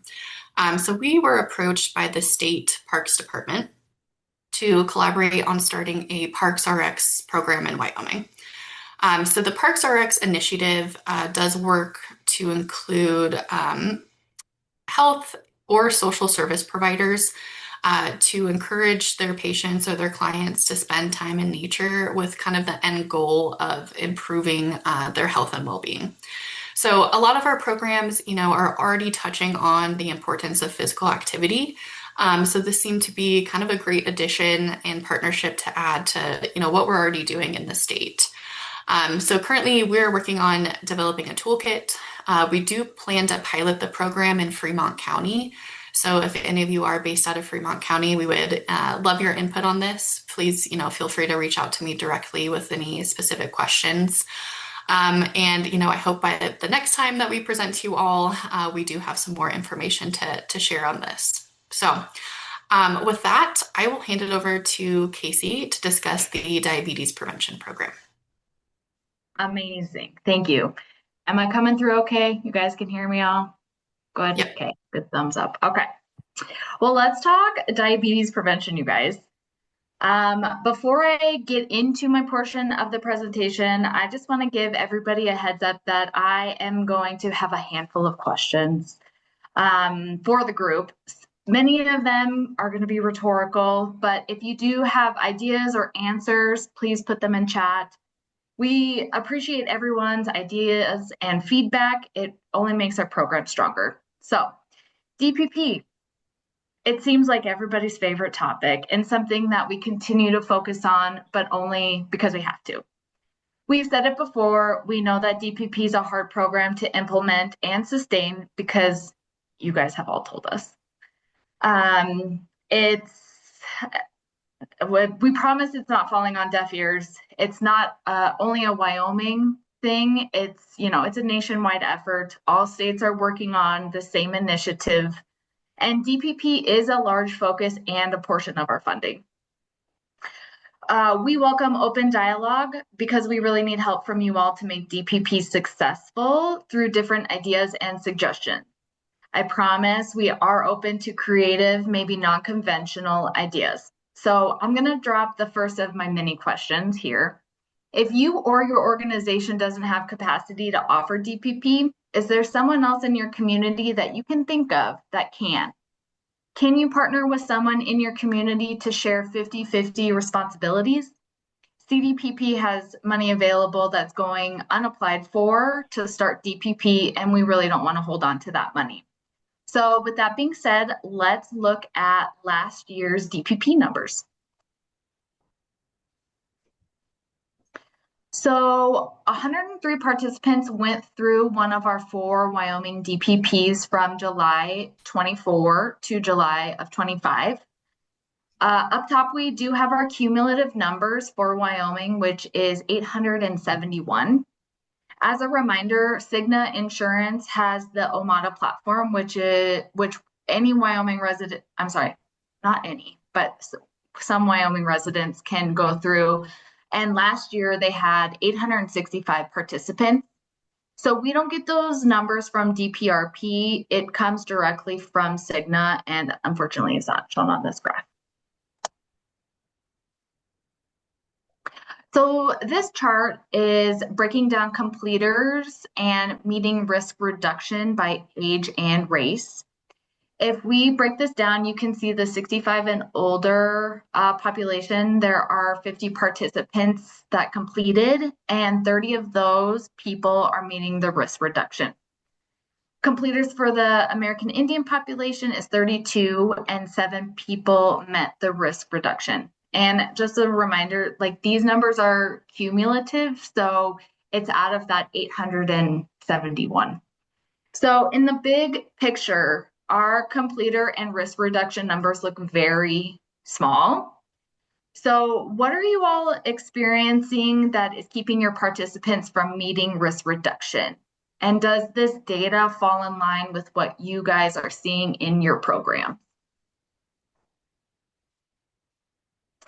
So quite a while ago, we had Mountain Pacific create a drive time map for us to illustrate why a statewide virtual DPP was needed. This is an updated map we have showing our 3 active programs. We know that there is potential for this map to be filled in because we know that you all exist out there. So how can we support you to reoffer the program? As you can see, over 50% of the state has more than a 2-hour drive to an in-person program. We know the barriers when it comes to DPP as a participant. Those are transportation, weather, caregiving, etc. So we would love to get more active programs so some of those communities that don't have coverage will have some access. And I think this is a great lead into an update of our virtual DPP. Intertribal Wellness is continuing to offer this to anyone in the state with prediabetes. The last update we received was that the seats were halfway filled, with another marketing push set for November Diabetes Awareness Month. Again, Denise is using continuous enrollment, meaning that she can receive referrals at any time, and she has been lumping people together for smaller cohorts of 5 to 10. It just depends. There is that screening tool to ensure participants don't already have a covered option available to them. So for example, if they indicate that they have Cigna insurance, we will direct them to the Omada platform. We are also making sure that they know that this is a full year-long program and it requires their participation for the duration. We are also asking participants to be referred by providers, since there is some indicator that they will be more engaged and likely to complete the program. So keep sending people her way if you can. You can find the enrollment link on our website, which is listed above here on the screen. And we can provide some electronic materials that have a QR code that can lead you to our website as well. It'll go through like the risk assessment, it'll ask for demographic information, things like that. Oops. So here I'm going to touch on a few resources and studies that can help make the case for DPP. There's a lot of information out there, both publicly and from CDC to us, that we can pass along to you. You know, we can share study after study or case after case that there's evidence out there that DPP works, but are those studies really meaningful or useful to you guys? What do you all need to make the case for DPP? Is it data? Is it more financial evidence? Is it ROI? Is it patient satisfaction or years added to life without diabetes? We're really happy to dig up whatever information you need to support DPP delivery. So there are studies out there that focus on the outcomes of delaying diabetes after going through DPP. This study published followed DPP participants for 21 years with a check-in at 2.8 years and 15 years. Over the 21 years of follow-up, in comparison with the placebo group that didn't have, any type of intervention, diabetes incidents were reduced by 24% in participants who went through DPP and 17% who went on metformin. They also found that those who didn't progress to diabetes had lower prevalence of cardiovascular outcomes. So like many of us know, delaying the onset of diabetes for as long as possible is met with better outcomes. There are also studies that show DPP will save insurance companies, health systems, and patients money. So I shared this study back at the April conference that basically showed DPP was saving a payer company about $4,500 in a 2-year total direct medical cost per participant that went through DPP. Those cost savings were primarily related to decreases in hospitalizations, outpatient visits, and emergency room visits. So again, there's a lot of studies out there that we can share. Just let us know what you guys are looking for. Some other things that we have going on, and I don't want to speak too much of it, but we are doing a marketing research study, which Kara, I think, is going to cover a little bit later. It involves community-led marketing in rural and frontier areas. And what we're trying to gather is, what methods of marketing are successful in pockets of Wyoming? What media outlets are the most effective or not? And if there is a successful event in your community with a lot of turnout, where did that organization place that marketing to get the word out? We have also been waiting for this qualitative study headed up by Jen Thomas at the School of Nursing / College of Health Sciences to be published about DPP sustainability. She's getting feedback from lifestyle coaches that have or are currently offering DPP, and some of you all might have participated in this. This has probably been about a year or so in the making, and she is expanding to Montana to see if she can get some additional coach input. When this report is done, we're going to share those results with CDC colleagues. We've also had recent conversation with the Office of Rural Health, and they have brought in a billing specialist in the past, and we would love to partner with them to bring someone in to discuss billing properly for DPP.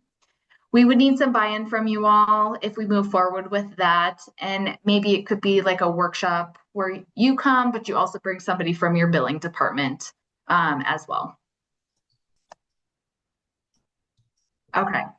So we've had some inquiries on if Wyoming could do an umbrella hub for our DPPs. This would help with faster recognition status and potentially successfully bill for Medicare and Medicaid.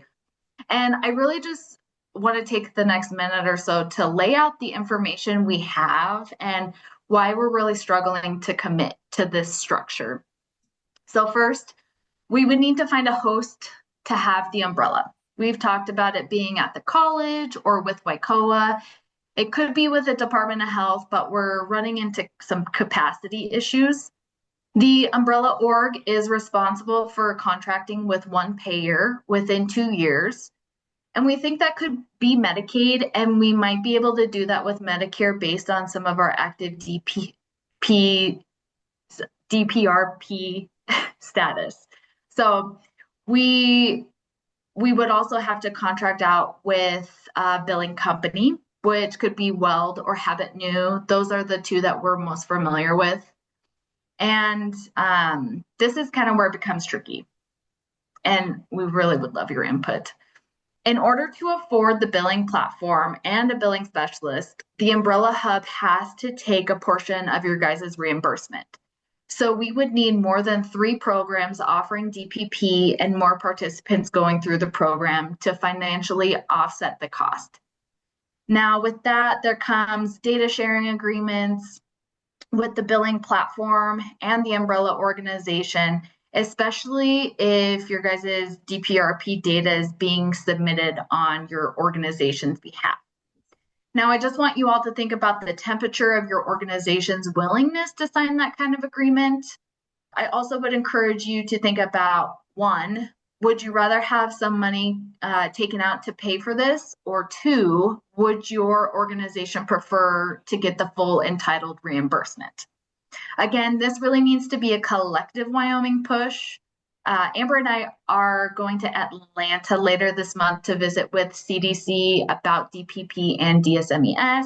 And this is one of our priorities to revisit with those subject matter experts in the room. So I wanted to give a little update on our survey results that we had you all take back in April. Some of the trends we saw with your answers, referrals are going well, which is amazing. We love to hear that. We also heard that outreach and communities are bringing people into your programs, which is, again, amazing. And I think those were with the diabetes symposiums in mind.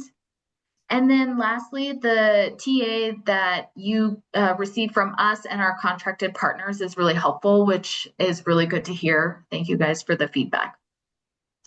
Some of the things that you guys asked for, education and marketing materials. And I think education was more patient-facing, like cookbooks and carb count books, or how to choose your food with diabetes. The marketing material request, I just want to remind everybody, WICOA can create marketing for you and your program, both patient or provider facing. But the question here is, what other marketing would you guys like to see? Funding for outreach, and I think this is with those diabetes symposiums in mind. WICOA, I think, does have a little bit of money to help support some of those events. So if your organization is interested in hosting one of those, please reach out to your regional coordinator. Kara's, I think, is nodding her head yes. Okay.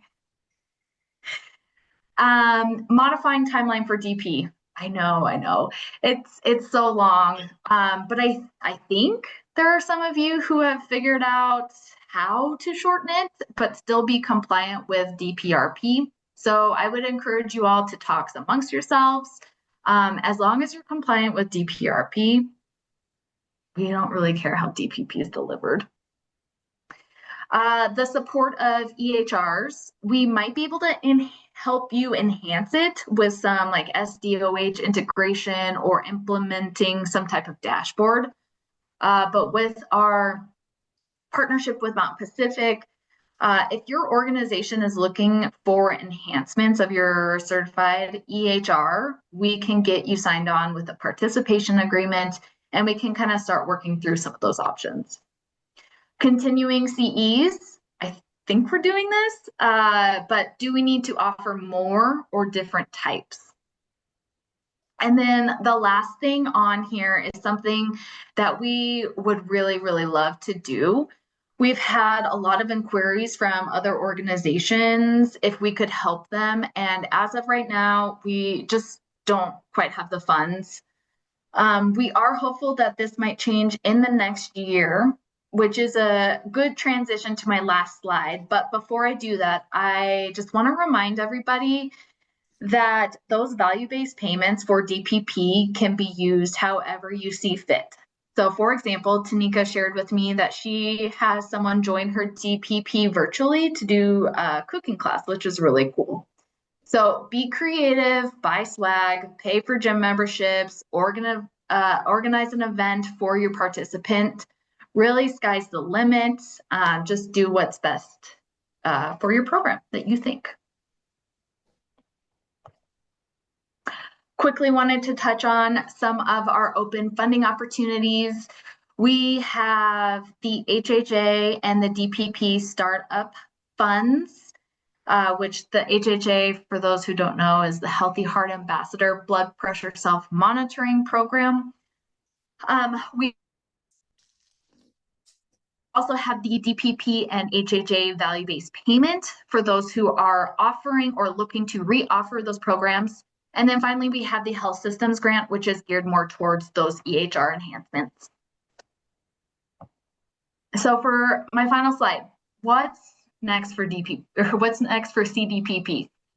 So we don't have an update on our funding, but we are still doing business as usual. We are here until June for sure. And as Amber presented, we are moving forward with new projects and staying hopeful that our program will get renewed funding. So as the days and months pass, we will be sure to update you all on how things are going with the funding at CDPP. But until then, we hope to see you all in person in April for the diabetes conference. So I'm just gonna, kind of open it up for some discussion. I know it's early, but we always love to talk to you guys and see, new ideas, how things are going, things like that. We really do strive to be good stewards of the money that we receive because that's really important to us. And we need feedback so, we can do the best thing possible. So on the slide, I've listed some of those questions I asked, but can open it up to anything that you guys want to talk about. And I don't know, I haven't been paying attention to chat, so I don't know if some people have answered some stuff.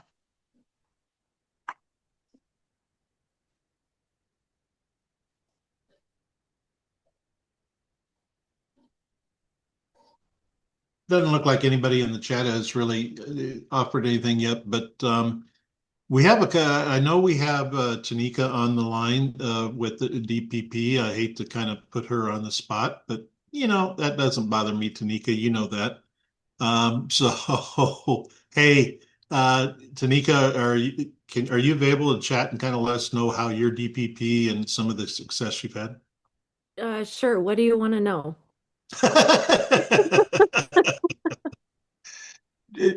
Kind of tell us the process. I know you're one of the last ones that are doing it and doing so. Talk about your barriers. Talk about the good things, some of the things maybe you've done. Okay. Yeah. So we're on our fifth cohort, and we're about at our 6 month mark of our fifth cohort. So the first cohort that I did, it was a lot of advertising, a lot of legwork out in the community, and my subsequent cohorts have been primarily word of mouth.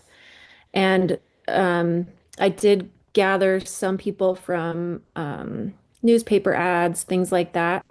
One thing that I think could be really valuable is if providers really bought into these programs and knew how valuable they are. I don't know how many primary care doctors even have the time to explore the benefits of these programs because they're so busy all the time. But I really think that they could be a valuable funnel into our DPP programs. Yeah, so we use Tribal Health. I always admire Tribal Health's programs. They do really, really great things.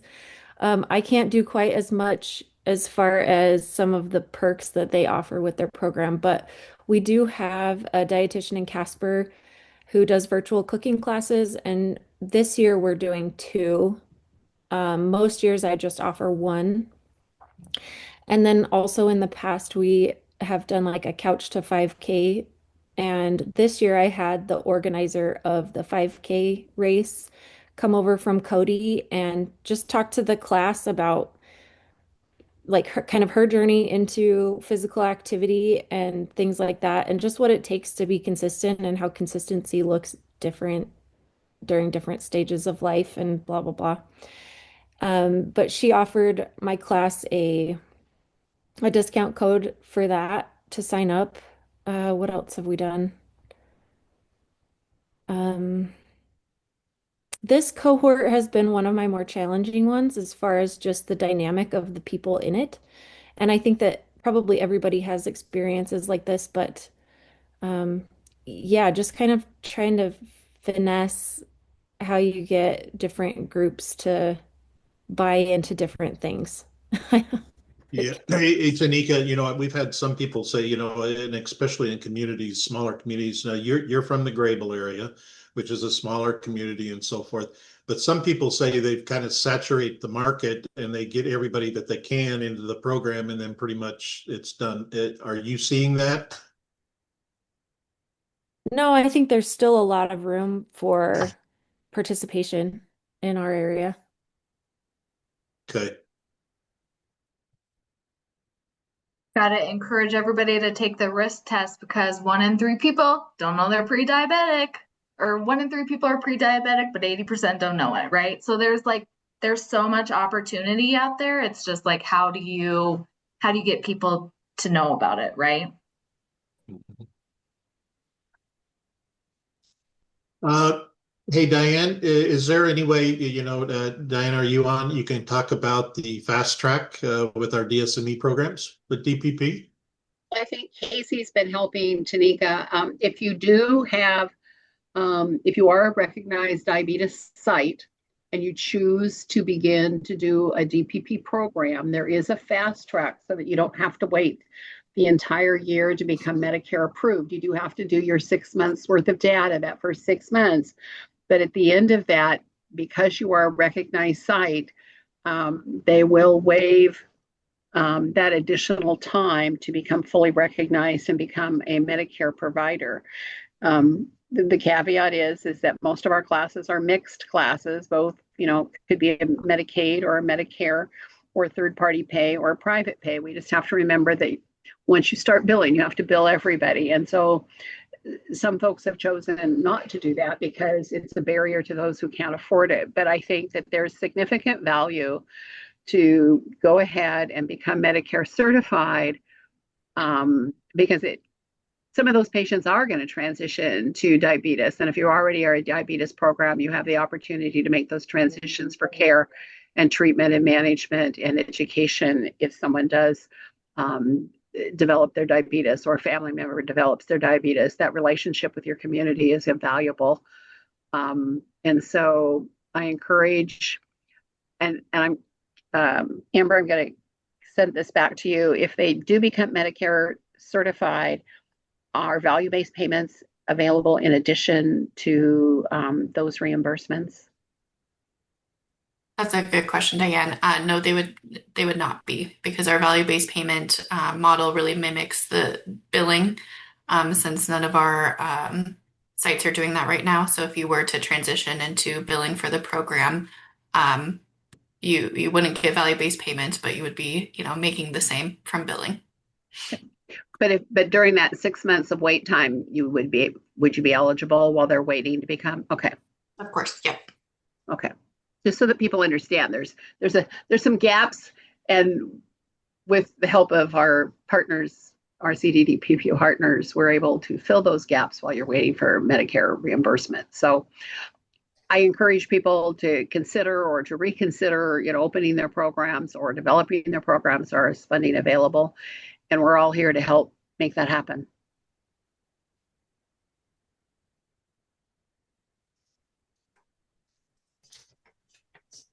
Okay, we've got a quiet group online. Usually we're pretty talkative when we're in person, though.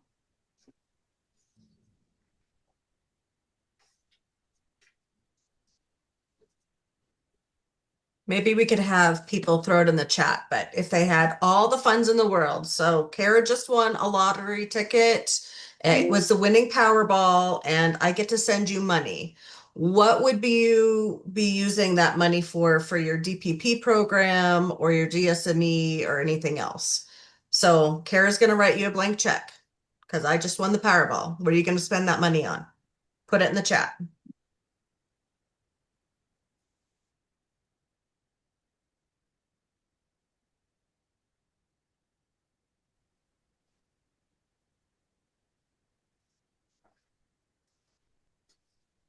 Yeah, it looks like nobody wants any money.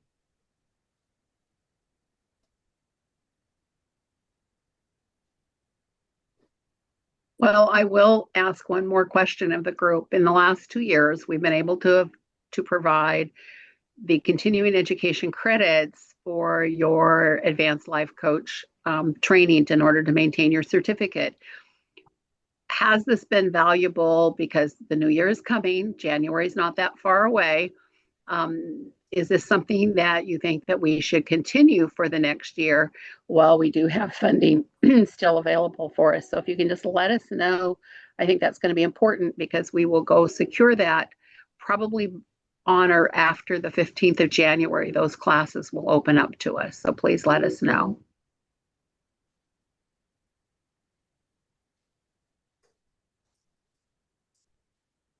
I think Kara's gym memberships, cooking classes, gym memberships, exercise classes for participants. Yeah. So you might be writing some checks.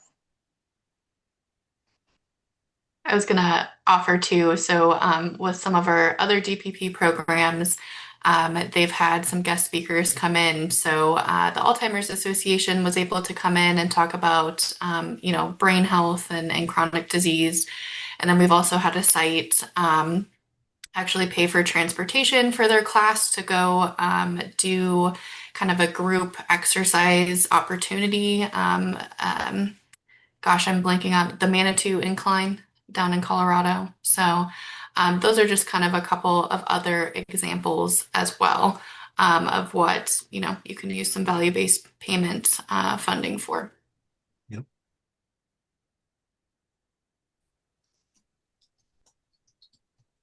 Okay, I also put some questions in the chat. I don't know what an insulin bank is. So Jim, They,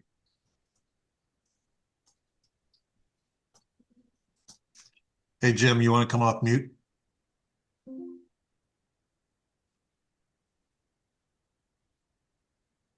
Sorry, I was just going to type it in. Um, a bank of insulin, a store of insulin, so that I just had an untreated type 1 walking off the street. So, and they can't afford insulin. Holy moly. okay. Hey, go ahead. Hey, Kim, with your program, Kim Hoyt down in CRMC, is there still a bank? Didn't HealthWorks have some medication? I mean, is there something in Cheyenne that you have, Kim?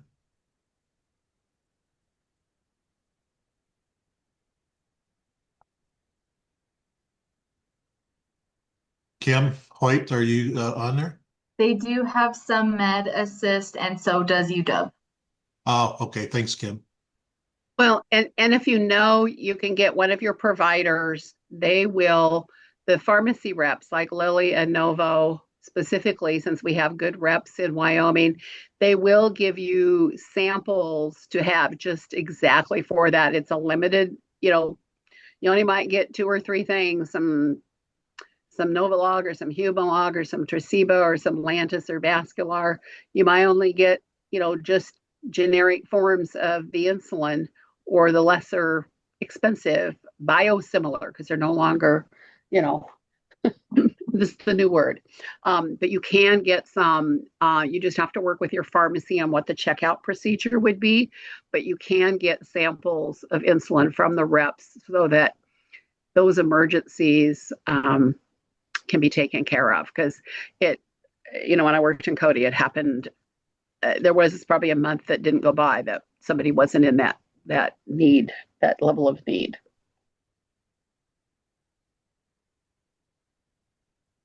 So, Jim is from Montana, new to Wyoming. From any of your other CDEs, what do you guys do? How do you set that up if you got patients that come in with no money and need insulin? So we had a similar situation not too long ago with a type 1 coming in, no access to insulin.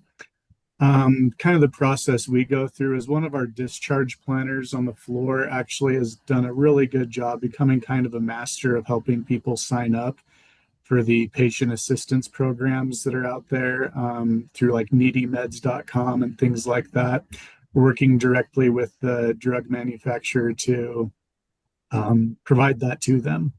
We also have, as a hospital, we have kind of like a little patient assistance program. So in certain cases, we've been able to use some funds from that program to give to the patient to go fulfill a month's worth of a prescription while we go through the process of going through those medication waivers and whatnot to get their insulin supplied to them. Julie available?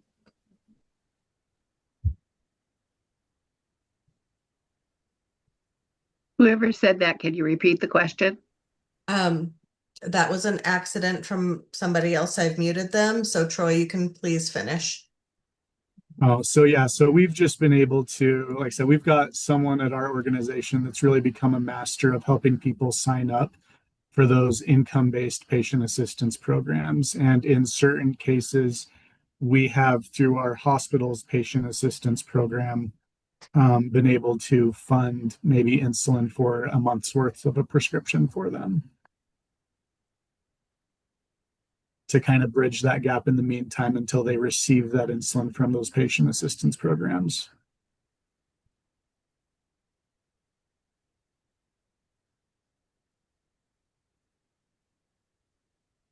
That's good. Kim and Jim, thanks for your going back and forth in the chat. Uh, that's great. We get some information there. So, hey, Jim, real quick, did they do something different in Montana? Did they have a bank, or did they have something different that you did up in Montana?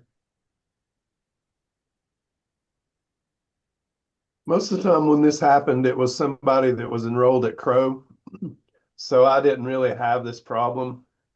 And then a lot of folks that are enrolled at Crow also are automatically enrolled in Medicaid. So I'm kind of new to people falling through getting kicked off Medicaid, getting back on, getting kicked off, getting back on. So, and that was the whole reason for not having a reliable source of insulin available. But I got her in to see a provider, and we're going to do something about it. Excellent. Thank you, Jim. Hey, Casey or Amber, I know this kind of goes to, what is the feeling from, on the DPP nationwide? In Wyoming, it's a struggle for us just because our topography, our geography, and our staffing.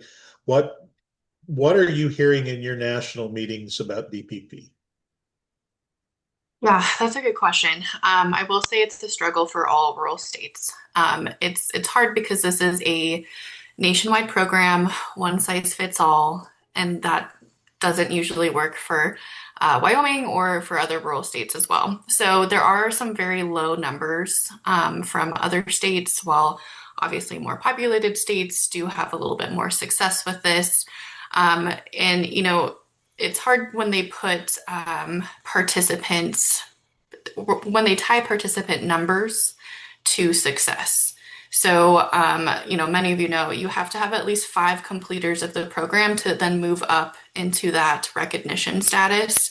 And that's hard for a lot of our programs. As you can see, overall, we haven't had a lot of completers, and out of those completers, not everyone meets those risk reduction categories either. So this is not a unique problem for us, unfortunately, but it's also, this program's not going away.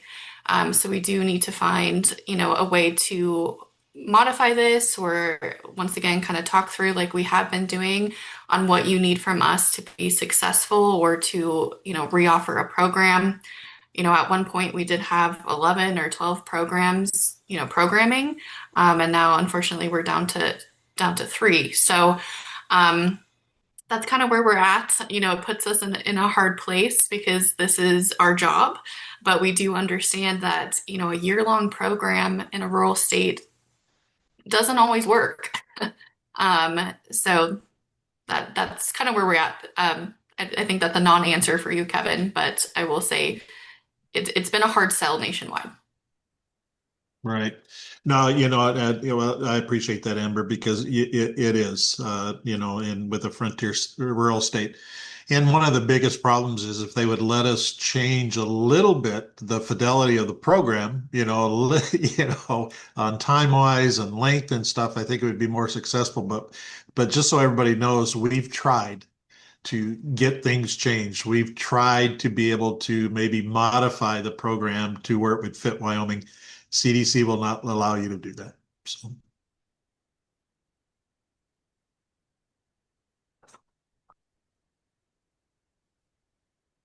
I love that Tanika said that she does her cooking class virtually with an instructor out of Casper. I wonder if that, and even some of these exercise classes or those things, if those are things that could be done statewide and offered once a month, whether it was live and then we also recorded it and had a repository of these videos, is that something that instructors would want to share with participants? Would you find that to be useful or valuable to you?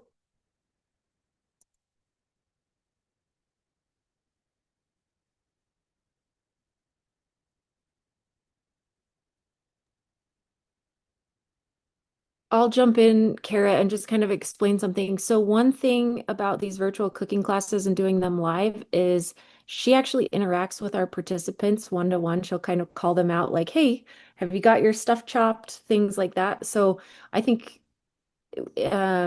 recording a live one might be a little bit more difficult than having one that's kind of already available, if that makes sense. But she kind of does it in real time, and it's really great. Awesome. Thank you for clarifying that.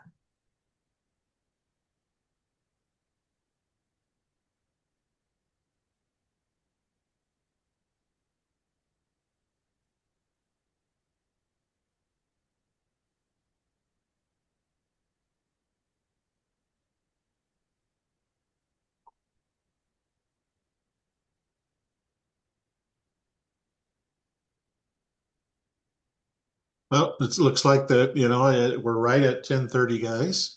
We're kind of finishing up here.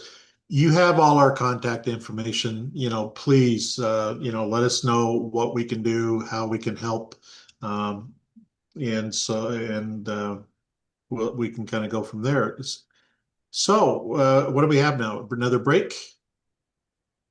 Yes, we have our next break from 10:30 to 10:40, and then we're going to be back here to talk about diabetes technology for educators, optimizing patient outcomes with devices and data from our amazing instructor, Ashley Littleton from Memorial Hospital of Converse County. So thank you, Ashley, for being willing to present this important topic, and we'll see everybody back at 10:40. Thanks, everybody.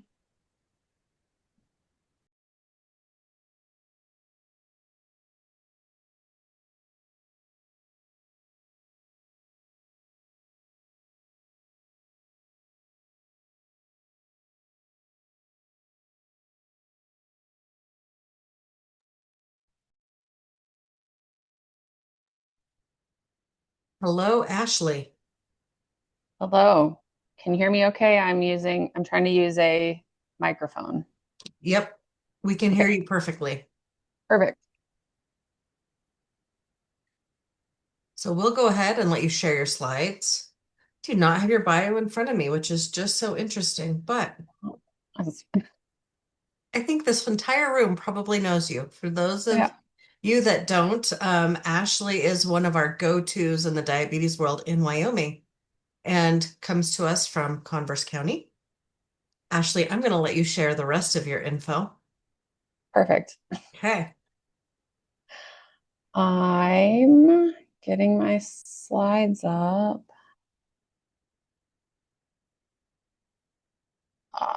Okay. And then we're going to start. Good? Yep, looks great. Perfect. Well, thank you everybody for hanging out. I'm Ashley Littleton. I'm a diabetes educator in Memorial Hospital of Converse County. I've been here for 10 years in February. And I don't like to talk about myself a lot, so here we go. So here's my disclosure slide. Some of today's objectives are really to try to get people that don't maybe always look at pump data and CGM data and how you can help analyze the data to help your patients with whatever goals that they may have.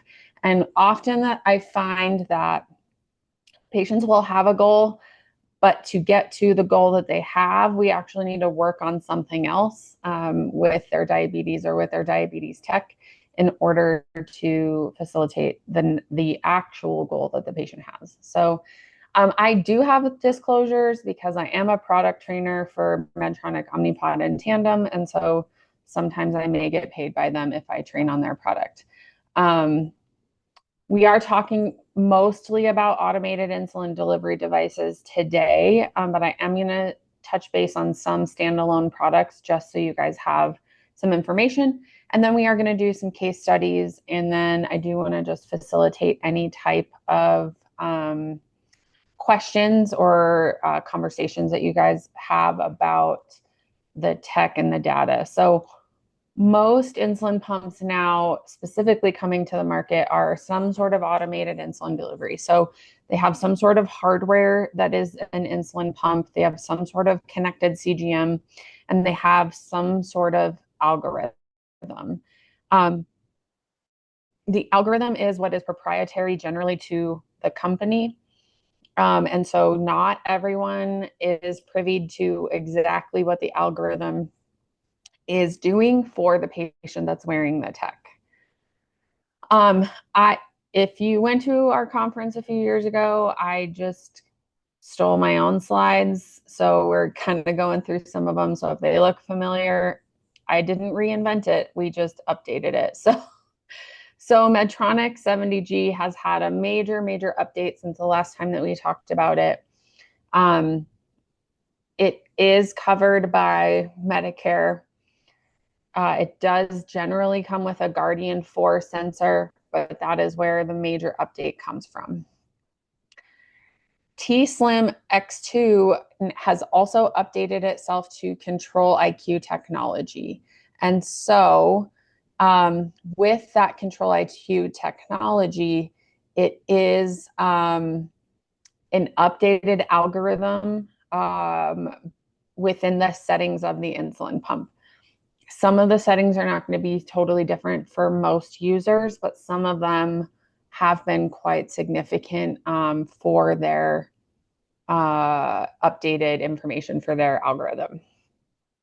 The most major updates for 780 MiniMed Medtronic is that MiniMed, which is the diabetes component technology of Medtronic, has separated itself as a separate company from Medtronic. So you might now see stuff that's MiniMed branded.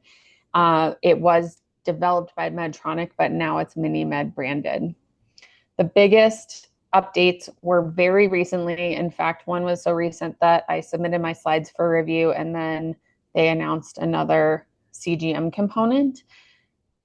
MiniMed did finally get their Simplera Sync sensor, which is MiniMed's own disposable sensor, was FDA approved for use with Medtronic 780G.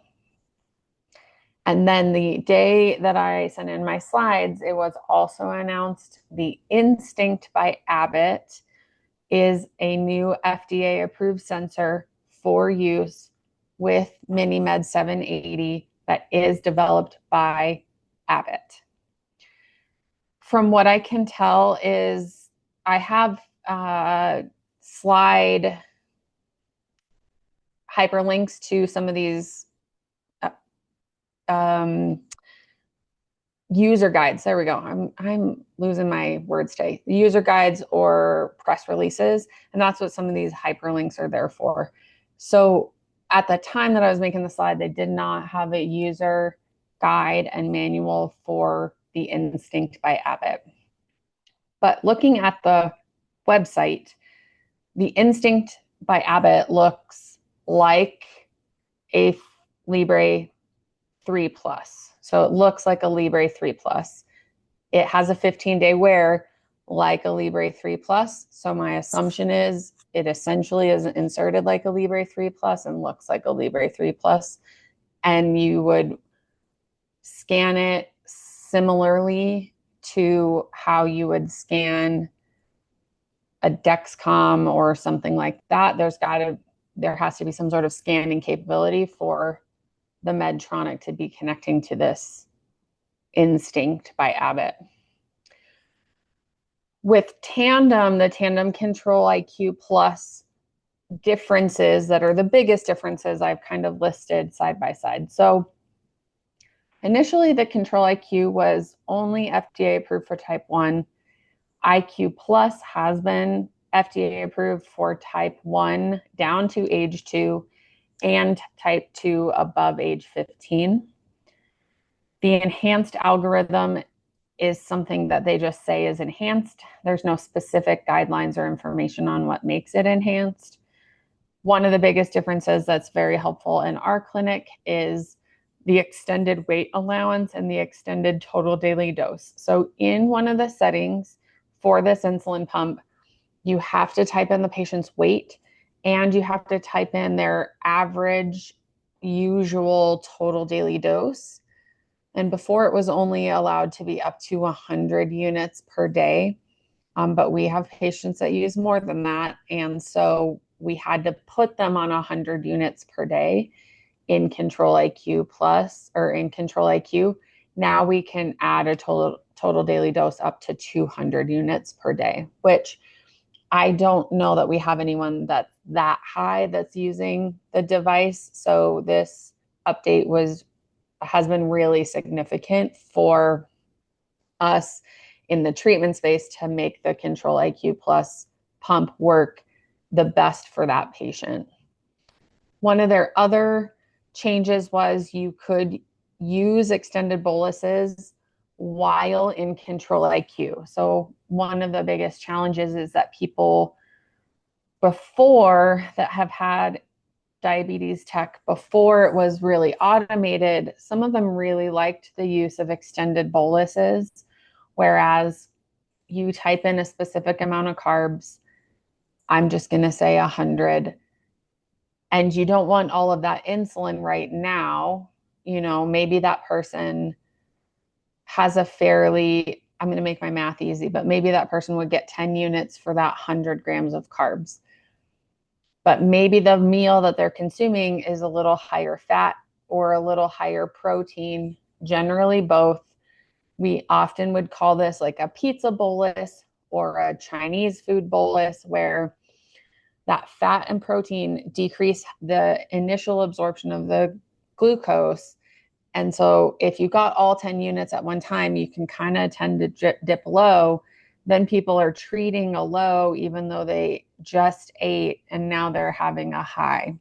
So an extended bolus was a way of people typing in the totality of their carbs, but then only getting that insulin dripped over however many hours that the user decided. And so many times people would select somewhere around 2 hours, 2.5 hours, 3 hours, where in that 10 units wouldn't be delivered right now. It would be spread out over the time frame of the extended bolus. Extended boluses can also be stopped at any point in their delivery. So if the person that bolused for 10 units, it's an hour and a half in, but it's a 2-hour bolus time, but they notice that they're trending down faster than they want to be, they can stop the remainder of the bolus that's available so that they don't get all of that insulin. And then another big update was the use of a temporary basal rate while Control IQ is in function. And so it can be 0% or up to 250% of the program basal rate, and it can go for up to 72 hours. So I haven't used this feature yet with anybody, but I can imagine it's going to be significantly helpful for our older population that are likely getting some kind of injection or steroid injection or pain management for arthritis, for knees and joints and shoulders, because I don't know how many of your patients have gone in and gotten an injection and now their blood sugar is 500.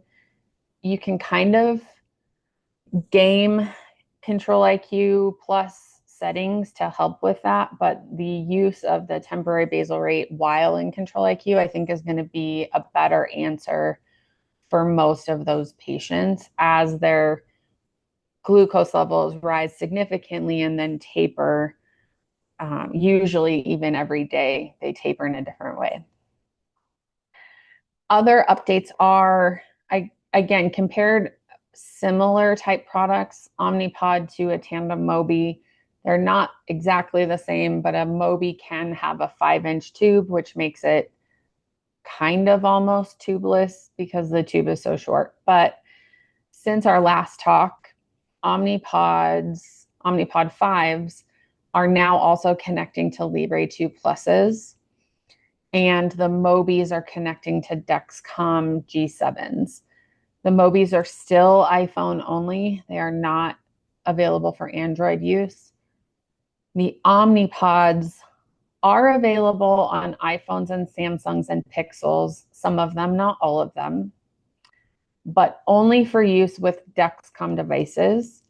If a person wants to use an Omnipod 5 and they want to use a Libre, they will still have to use the controller that comes with the device, because the Libre 2 Plus has a connection problem where it has to be connected to the device that started it. So it's a similar connection problem that the Tandem has with the Libre 2 Plus, where the Libre 2 Plus cannot be started from the Libre app. It has to be started from the Tandem app that is running the background software for the Tandem pump. And so there's only one connection option for Libres. That's why it has to be run from the device that's running the pump.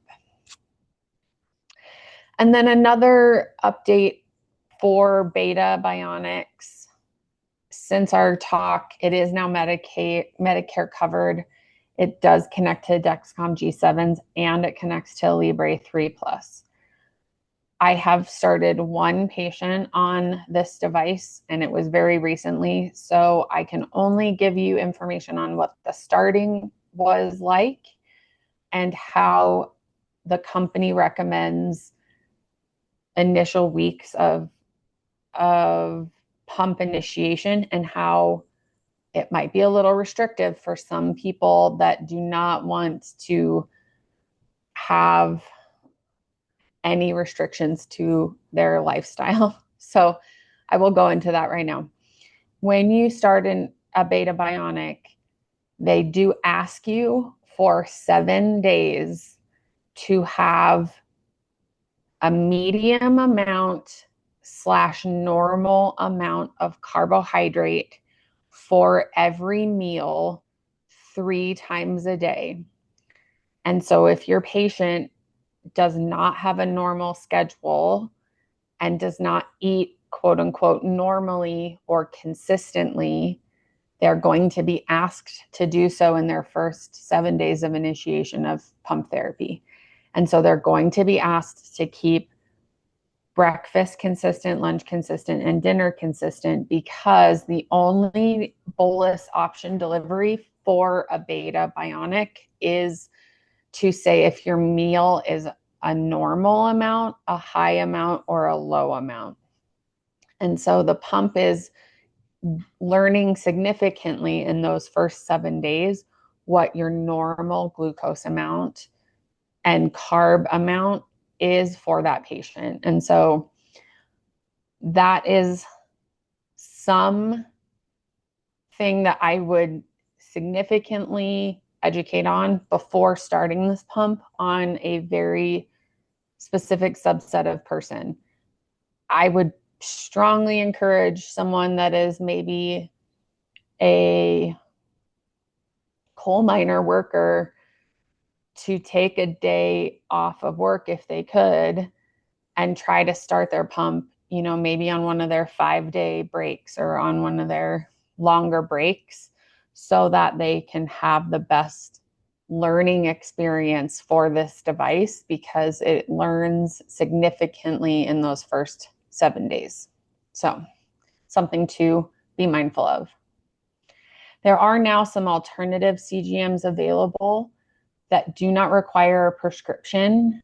And so these 2 devices are the Stelo by Dexcom and the Lingo by Abbott. So The Stello looks and feels and is inserted exactly like a Dexcom G7. It does have a 15-day wear. It does have a separate app from Dexcom, so it has a Stello app. One cool feature about it is that there is some learning initiatives and capabilities within the Stello app that ask wearers, did you have a higher carb meal than usual? You seem to be having lows significantly over the night, or whatever the learning point is. And so there's some education within the app that I find to be interesting, and I think it is very helpful. I have learned a Stello, and I liked the information it provided. There is no alarming with it, so it really should not be used for someone with type 1. In a super bind, if someone just needs a device that's over the counter, it might be an option, but it is not going to alarm when people are low or high. And so that is a caveat that I would educate about. The Lingo is also new. I have not tried a Lingo. It looks like a Libre 3 Plus. You would wear it for 14 days.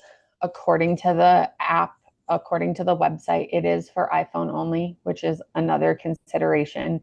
So I won't be able to test it out personally until it's Android approved. There's a separate app for Lingo than there is for the Libre apps. And it also does seem to have some insight capabilities, which I find helpful if people are trying to learn how food and activity and all that kind of stuff is affecting their blood sugars.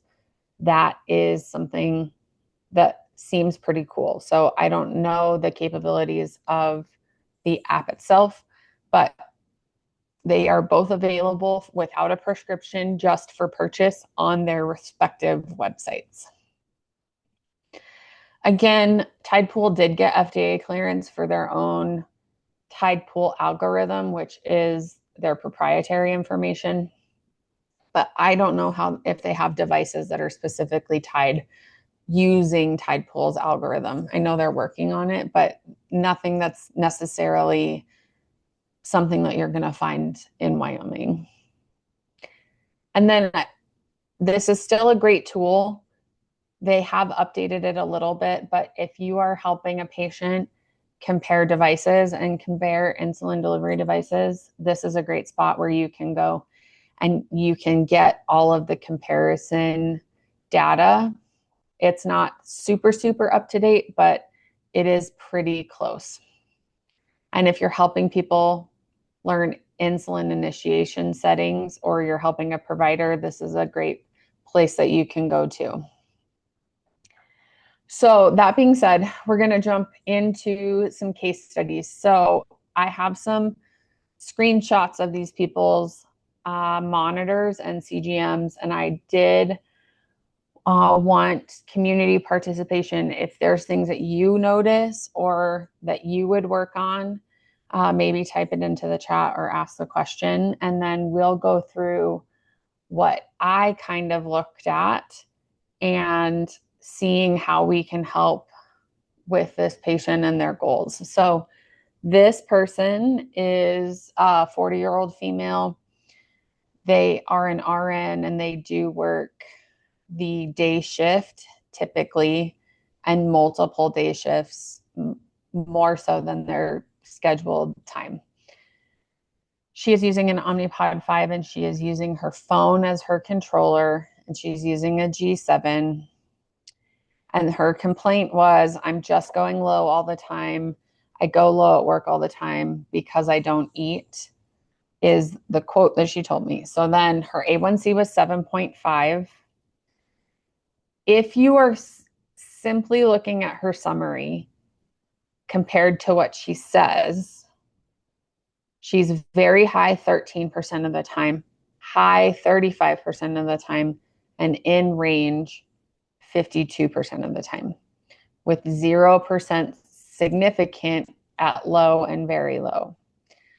And so I really like to ask patients what their problem is or what they think the problem is or their biggest issue, because then when I look at the data, it doesn't always line up as to what they're saying to me. And so when we look at her pump and her pump settings, these are the settings that are within her pump. So between midnight to 4 a.m., she has a very low basal rate. And then 4 a.m. to 8 a.m., she has a little bit higher of a basal rate. And then 8 until midnight, she has her highest basal rate for a total daily dose of, or total daily basal of 12.8 units. Then she has a standardish carb ratio of 10 until 8 p.m., where she has a 15. And her sensitivity is 60. Her target is 110, and her correct above is 150. So before I move on to the slide, and I know you guys have the slide, so it's not like I'm keeping anything from you, but if you were to look at these settings, just the settings only, what are some settings that kind of pop out at you as things that are just something to be mindful of? Like, is there some kind of setting that you would want to focus on or that you would want to think about if you're looking at these settings?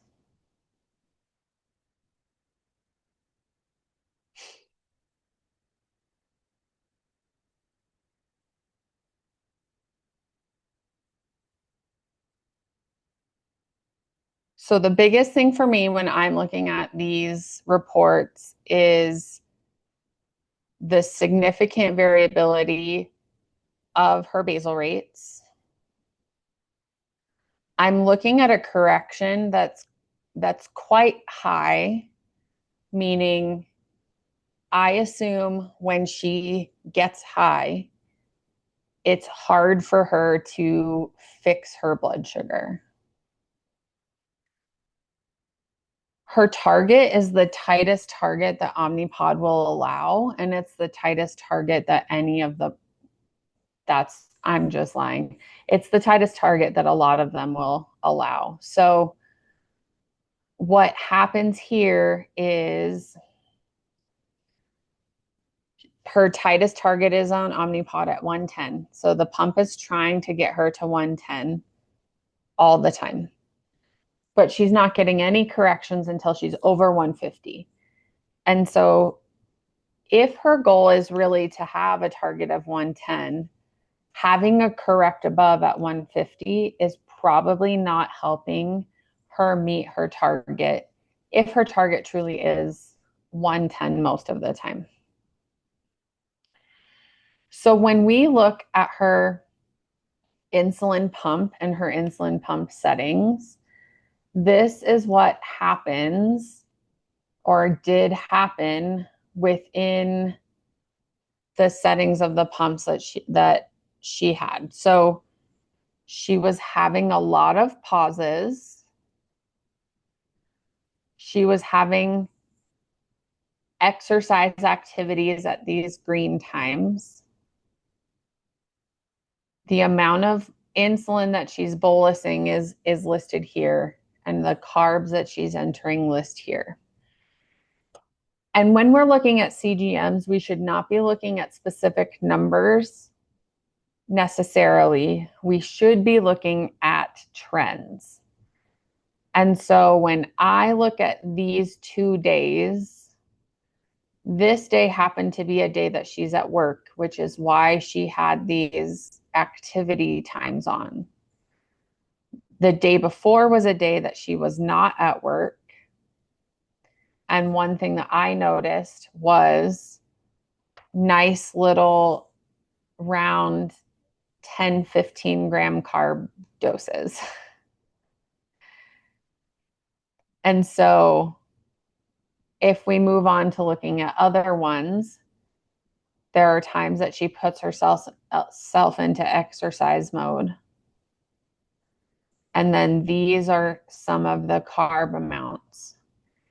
And I have not yet seen a quote unquote clinical low from any of her data. So we're seeing still some pauses of insulin. We're seeing some carb doses. And then we're looking down here. So lots of pauses. But then these orange values are maximum delivery. So we're having pauses and then maximum deliveries, and then pauses and then maximum deliveries. And our carb amounts are very, very round, 10s, 20s, 30s. When we look at her data from her insulin pump, we can see her target and we can see her GMI, which is a little over what her actual A1C was. And we can see how much insulin she's getting in the background versus how much insulin she's getting at boluses. And so looking at her data, with her saying that I get low all the time, what she's really referring to is she feels like she's going to go low. She has a pretty significant fear about that. But we also have a setting where I don't believe that she's getting enough insulin for her corrections, which is causing her to do these little phantom boluses or fake carbs or whatever you want to call them. She just knows that if she doses for 20 grams of carbs, she's likely going to get 1 unit of insulin.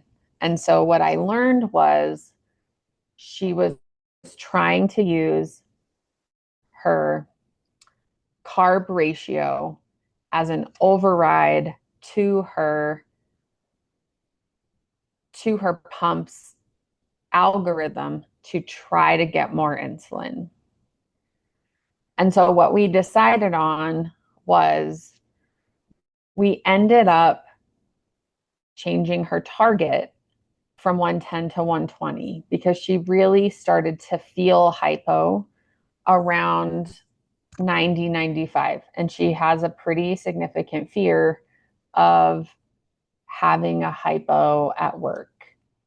And so often too, at work, she would end up snacking to try to prevent lows without necessarily bolusing for those lows.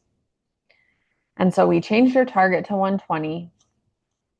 We did drop her correction to 45 so that when she is high up here like this, she's not having to rely on herself typing in fake carbs to try to fix that blood sugar.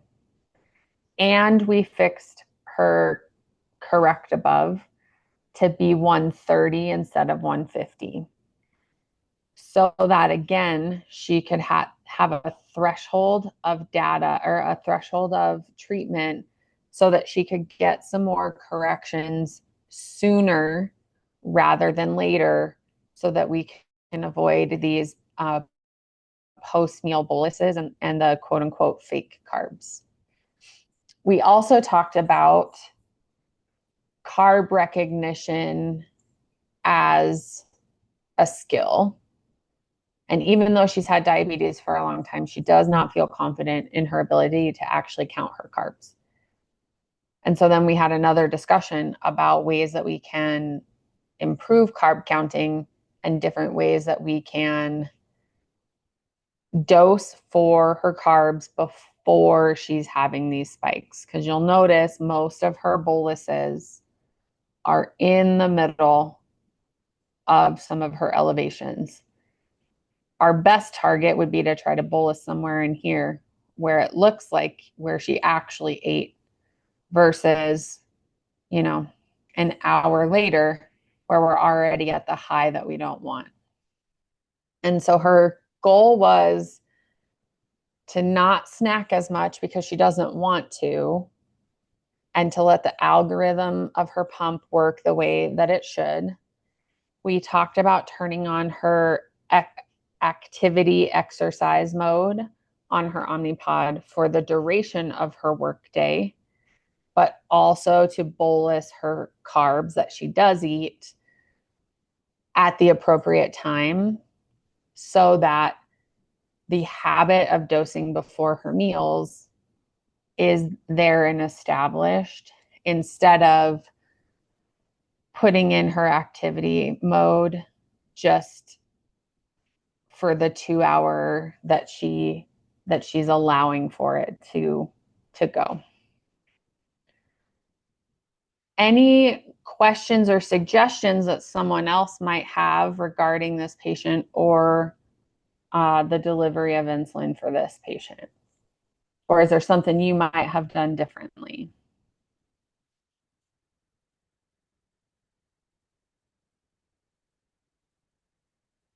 Okay. Oh, got something. Thank you for that. I like to get in the numbers, so I like to help patients get in the numbers too. So here's our next case study. And then after that, I totally want to open up for maybe other case studies or other people that we could suggest. I can screenshot their stuff while we're live, so that I don't get any patient info, but we can keep going through some of these if you would like. So case study 2 is a 55-year-old male. He recently retired as a teacher. So he was a teacher up until May, and then he decided he wanted to go into landscaping full time. He is wearing a 780G. He is wearing a Guardian 4 sensor. Here's some histories of his A1Cs. His most recent was 7.8. And he came for an appointment specifically for weight loss. And that was actually his whole goal for his appointment.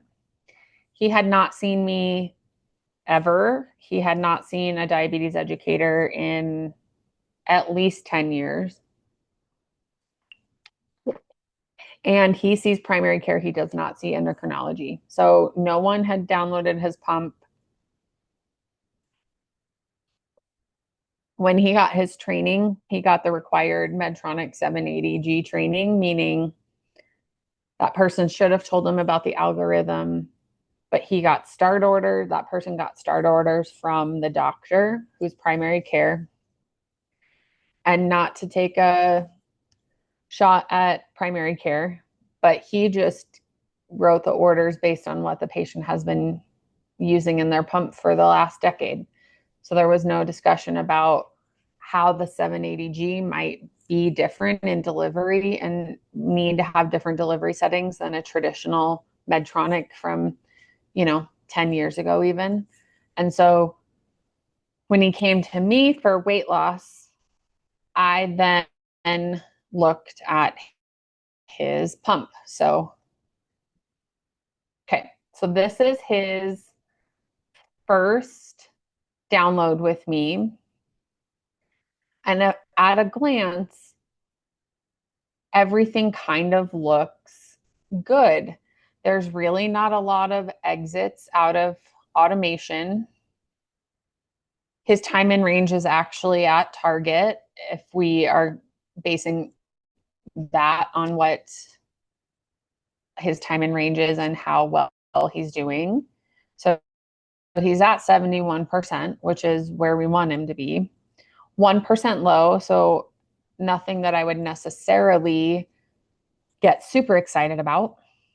And then over here, so now we look at the ins and outs. So we see how much insulin he's using now in this immediate history, which is the past 2 weeks, versus the 2 to 4 weeks previous to that. So that's how Medtronic reports look.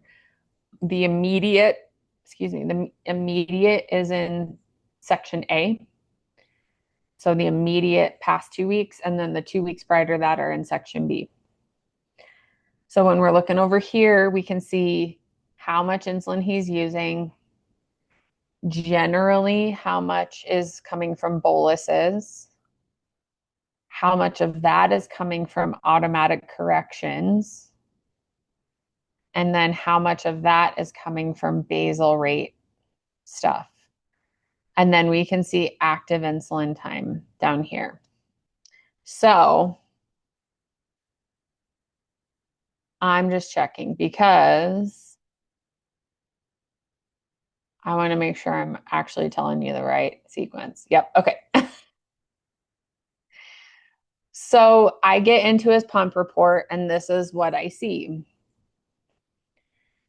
And he has a target of 120. So on Medtronics, you can go 100, 110, or 120. And so that's what I looked at here. And what I noticed were some of these pretty high jumps and then some pretty deep crashes. And so my goal when I'm looking at this type of a report is how can we squish everything so that we're not getting this and then not getting this.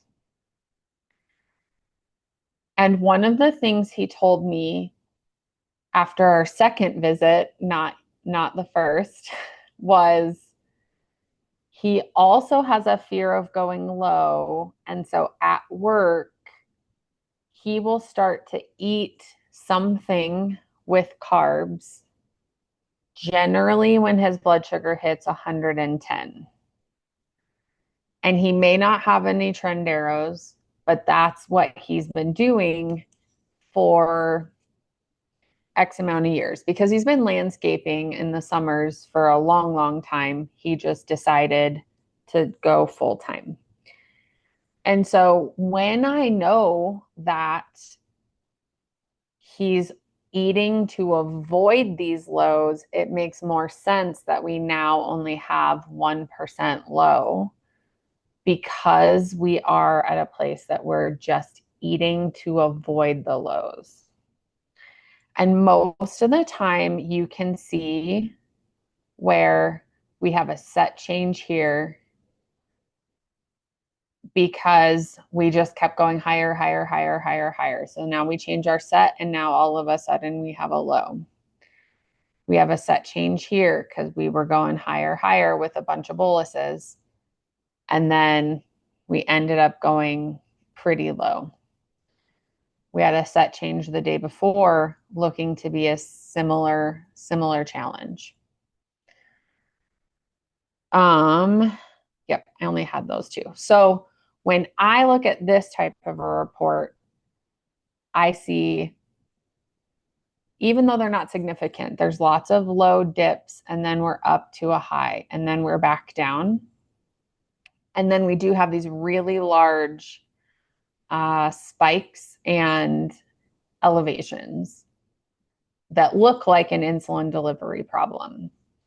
And so when I looked at this, even though he said he wanted to lose weight, we had to address why he's eating, which is going to cause extra weight gain if we're just eating to avoid a low. We have to address the low part and how we're more comfortable so that we aren't having lows. And so one of the things that we talked about was he is using a temp target in his pump settings sometimes, right? So in a Medtronic, you can put a temp target also of like 150. And I didn't say that in the Omnipod. That's a 150 temp target as well.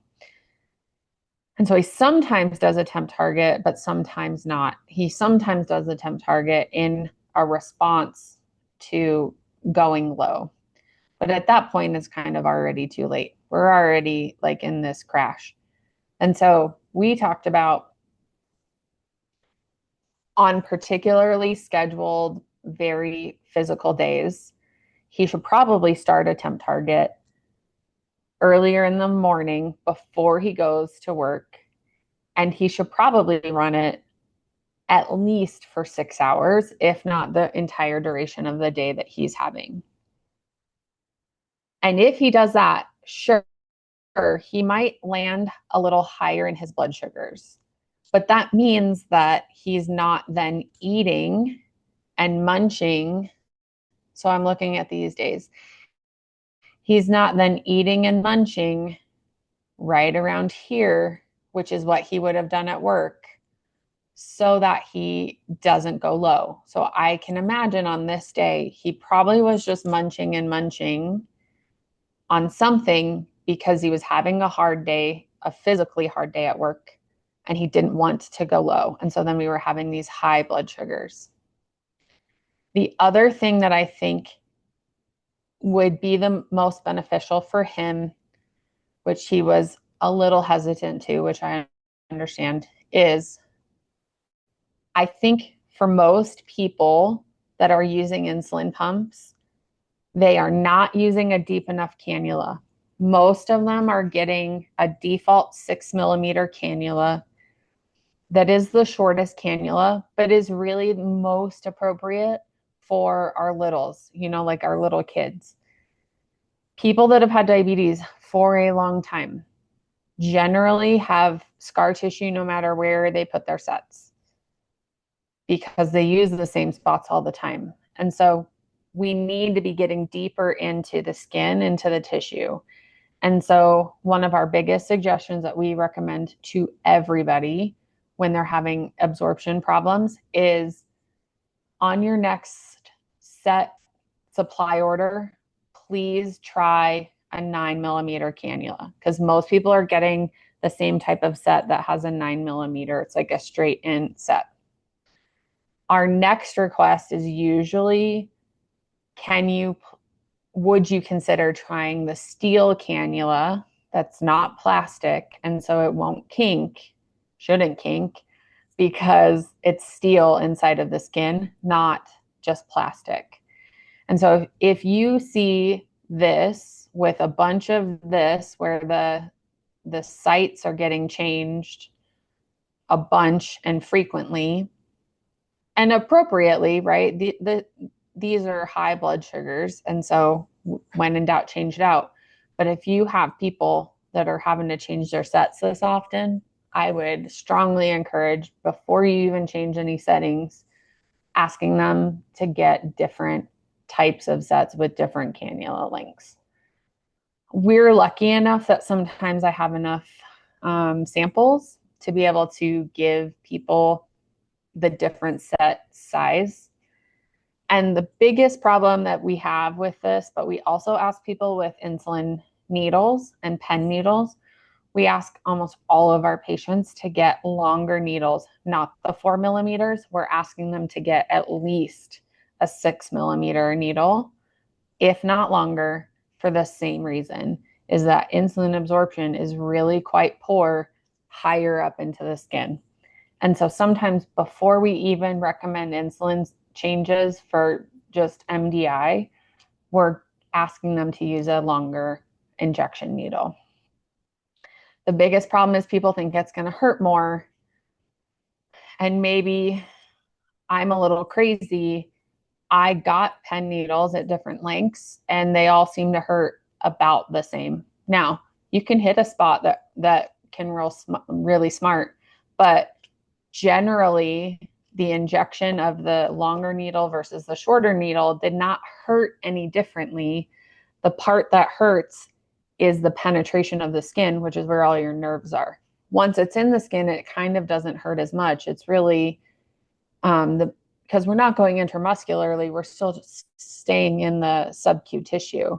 But that is our biggest thing when we're looking at CGM reports and we're looking at pumps. If we can't fix settings, we ask them to change their set products. So he came back a few weeks later after we had made some changes. So we had changed his target. We hadn't changed his target. We left his target at 120 because that's the highest it could be.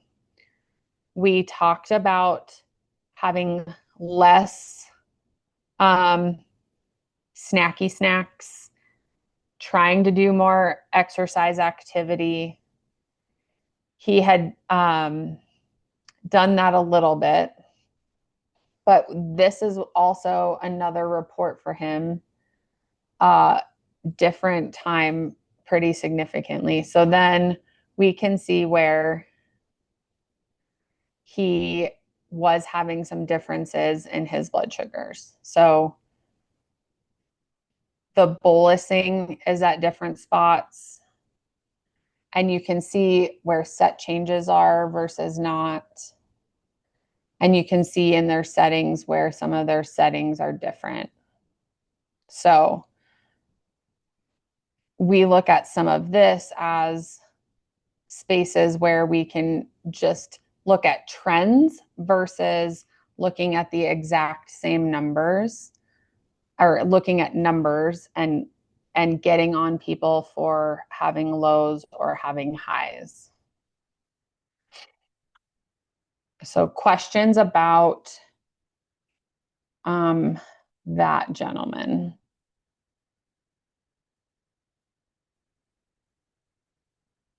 Okay.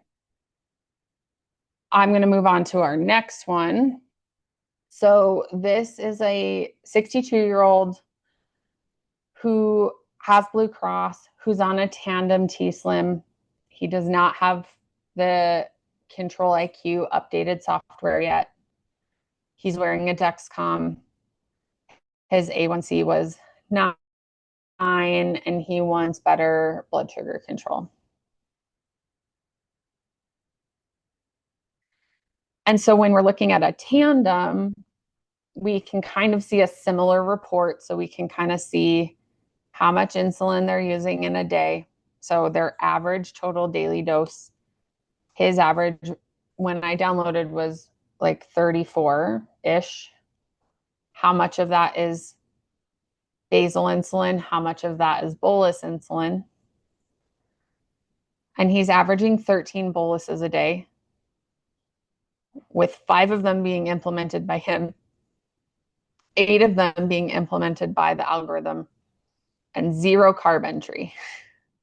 So his desire is improved glucose control, and we're not entering in carbs. So that's my biggest thing that I see on this exact slide, this exact report. Oh yeah, I forgot this part.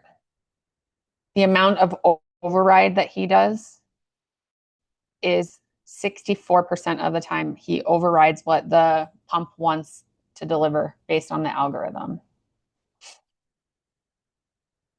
So this is a visualization of a Tandem report with the bolus settings, or what's being bolused or not bolused. So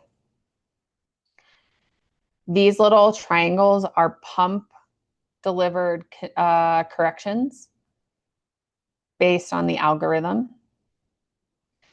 These little arrows are overrides, so override increase. And so what happens is this is a correction that's not overridden. This is a correction that's not overridden, but this is a correction that was overridden. This was overridden. And so then this is a computer generated bolus, or a algorithm bolus.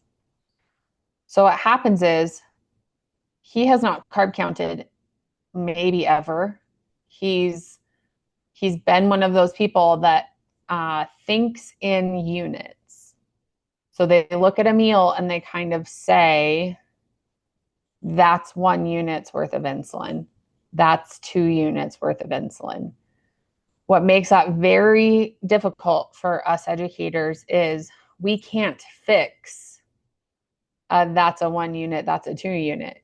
We can fix carb ratios and we can fix correction factors, but we can't fix a decision that this is 1 unit or 2 units or the like. And so generally in his report, I noticed mostly that we were not bolusing for meals. And then we started to get aggressive with our boluses because we were high. And so here it's pretty obvious when someone starts to eat or started eating, and we could probably have avoided this higher blood sugar if we had bolused before our meal. But we also found out in this meeting that he was not comfortable with counting carbs again. And so he really wasn't sure how his boluses should go. So when we look at his settings, he also had the complaint, like a lot of people, that it took forever for him to come down. And generally, that's a correction factor problem. And so his total daily insulin was similar to what he was being given. His weight was accurate. And then his carb ratio was quite high in the morning, which is the time where he said when he entered carbs, he couldn't come down. And then it was pretty normalish at the back end of the day. And so if you were to look at this pump report, the biggest thing that I would suggest to him and the settings that I would suggest is decreasing the correction factor, probably decreasing this carb ratio. We talked about him getting a Calorie King and downloading because he was interested in trying to start to count carbs. But what we did talk about, that even if he wasn't going to count carbs, his best bet for better blood sugar control is some kind of pre-meal bolus. And so if he still wants to think of plates of food in terms of units, that's where we are for right now. And so that was our goal, was to please at least bolus whatever he thought his plate was in terms of units of insulin, even if he wasn't carb counting, because these highs are directly postprandial and the reason why his blood sugar control wasn't super great.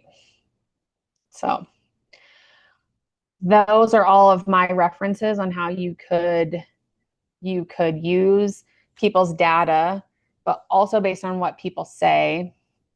I have a ton of references. They're mostly from the companies themselves.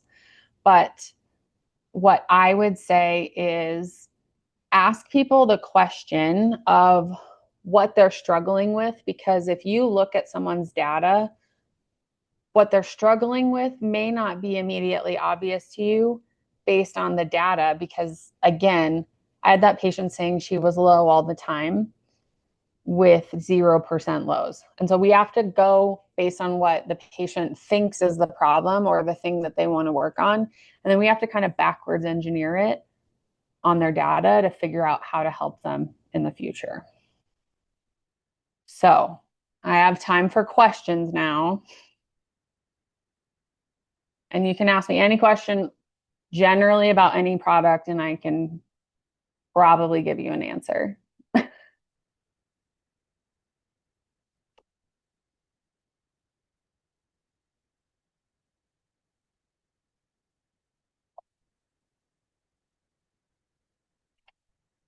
No? Maybe not a question, but an observation. I wouldn't even think of the whole like scar tissue issue or needing a longer needle or those things, but after you giving that great example, that really makes sense. So thank you for sharing that. That was a great nugget. You're welcome. So it looks like you've got a question in the chat. It says, not familiar with the last pump you showed us, but how does it compare in cost? The last pump was a tandem insulin pump. So I think that gentleman was wearing a T-Slim X2 by Tandem. The cost is similar, if not the same, between a Medtronic and a Tandem, because Medtronic and Tandem pumps are generally paid for and covered by durable medical equipment. And so in Medicare land, the pump has to be the same price, right? So a Medtronic pump has to be the same price as a Tandem pump because they're only going to pay the same amount. It's also why in Medicare, there's not really a difference in price between Dexcom and Libre for the patient. What they pay may be different based on their copays, but like they get billed out similarly. And so Tandem and Medtronic tend to be almost similar. We just tried to get an insulin pump for a Medicare patient yesterday. And the company did inform us that they have a payment plan that was going to be, because it's 20% of the deduct, right? So there's deductible and copay for the pumps. And so they were going to try to get a new Tandem pump, and it was going to cost, my math isn't mathing, I'm just going to say it was going to cost like $1,100. And so they would have allowed for 13 months of payment for that $1,100 for the new pump. So pumps have warranties of 4 years if it's private insurance, 5 years if it's Medicare, Medicaid. Omnipods are the crapshoot because they are now pharmacy covered. So Omnipods do not get covered by durable medical equipment. They get covered by the pharmacy. And so then you pick up the pods at the pharmacy. So then there's a different pay structure. And so someone may pay $50, $75 a month for their pods. Sometimes not that much, but supplies for the Medicare, for the Medtronics and the Tandems, from what I'm told, are around $120 for a 3-month supply. So sometimes it's very similarly priced, just in different pay structures, and sometimes they are very different in payment structure. So you could send a referral for me to Memorial Hospital of Commerce County, or you can, if it's one of the ADCES or ADA, like just referral forms, even if you don't have mine, I will take that. So you can get me a referral, Donna, for that if you would like. My thoughts, I know it's my time, but these are some little nuggets that I have that I can't print on anything. So I think Medtronic has upped their game with their new sensors, and I'm anticipating more people to be prescribed Medtronics again, because the Guardian CGM just sucks so much to put on because it's so hard. You can't really, you have to have 2 hands or someone to help you. And so the prescription of the Medtronics has really faded quite significantly, I will say. And now that we have these other CGM options, I think that it's bringing it back into contention as a really good pump product. Whereas before it would probably be my low totem pole recommendation, because it's just so hard. And when you have those older folks on Medtronics and they just can't physically, like, you're supposed to put it on your arm, but how do you do that? Because you need to insert it and tape it and do all this crazy stuff. So I think Medtronics are going to make a comeback with the new sensors, if I had to guess. So thanks for letting me go over time. If you guys have questions for me anytime, feel free to email me. My email is clear up at the top, but I am findable. And then we are going to go to break. We will start right at 11:50. So sorry I took 2 minutes from you, but we will go ahead and start back at 11:50. But you guys can message me if you have any other questions. Okay. Thank you. Thank you so much, Ashley. Great presentation. Thank you.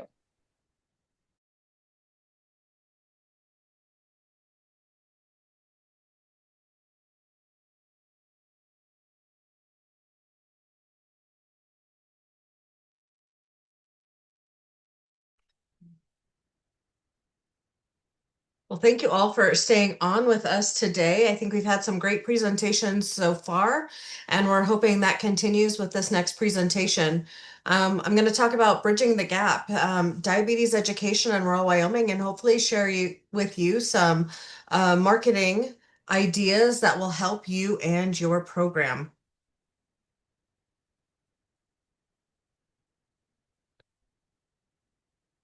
So here's my disclosure to the participants. There are no disclosures. So some of our challenges, we face some really unique ones here in Wyoming. Geography is definitely one of those, and our isolation because of that. We also have some limited access to specialized services, but we do have a strong sense of community, and that really often shapes how the information that we get is received, and also if we trust those individuals. So I'll talk a little bit about that today. And then, making a great marketing effort for your diabetes education isn't just about making sure that you share the most information. I think we've talked about this a little bit earlier, but it's really about building trust. Somebody said it's those one-on-one conversations that they've had and that word of mouth that has really helped build their program. But we're going to talk a little bit about fostering community engagement, and then also making sure that your message resonates with the specific needs and values of your community. So for today's objectives, we're really going to want to talk about understanding who our audience is. And that could be different for everyone, even though we're all physically in, Wyoming's perfect square. We're going to talk about some key marketing strategies, understanding for areas of personal connection, that we alluded to earlier, word of mouth campaigns, and then some marketing strategies when we talk about virtual connection. So what are you doing online, in email? What does your social media presence look like? And then I really want to be able to take the time to get into some programs and show you things so that you have an understanding of what things look like and how easy some of these things are. I think when you're not used to utilizing certain programs, some things might seem more difficult than others, but all of these are things that you can do yourself. So understanding your audience. It's really important that we know our community. What are those demographics? And what are some of the challenges that we could face? So when it comes to demographics, let's just think about some basics. So what age group are you working with? Are you working in a hospital setting? Are you not working in a hospital setting? Are you working in just the general community? If you're working in a hospital or a clinic setting, are you working for a pediatric provider? Well, that means maybe your demographics are your marketing stuff to a very young age. But is it really them you're marketing it to, or are you marketing it to their parents? So thinking about that age group sometimes really helps. What's the income of the group of individuals that you're marketing to? That does vary across our state. What does that look like? And that will also change some of your marketing efforts. And then education. What's the education level of the individuals that you're marketing to? Occupation. The stories that we share might be different when it comes to marketing our campaign based on the occupation of the demographics in our area. Is there a difference in family structure, rurality? I do think that there is a little bit of a difference, even though Wyoming is all very rural. Cheyenne does have more options for certain things. Casper has more options for certain things than, say, the community of Riverton or Grable or even Cody. So thinking about that actual piece in the demographics is really important. And then when it comes to our challenges, what does it look like for access? Are there issues with cost? And then what are our care gaps? So thinking about some of those things differently. is really important. And then also in understanding your audience, we want to talk about building trust. So leveraging your local networks, you know, are you utilizing a trusted workforce? Have you integrated social determinants of health? And how can you maintain that transparency? So when I say social determinants of health, does everybody know what that means? Can you give me a thumbs up in your little emojis or a thumbs down? Do we want to talk about what social determinants of health are?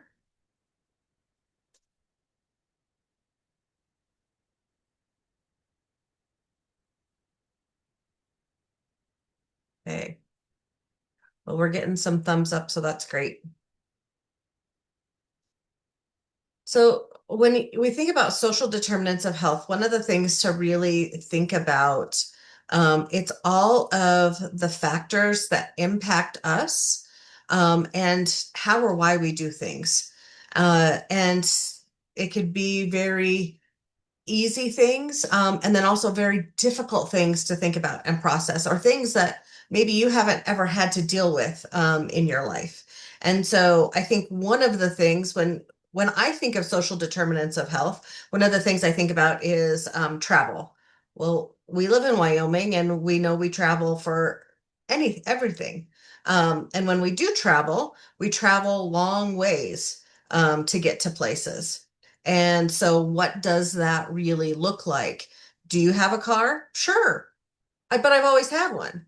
So for those individuals that say don't have a car, but live in Wyoming in some place really rural, do they have access to transportation? And what does that look like? I currently live in Rock Springs. We have a bus system. Does it go everywhere? No. That bus does not come out as far as my house.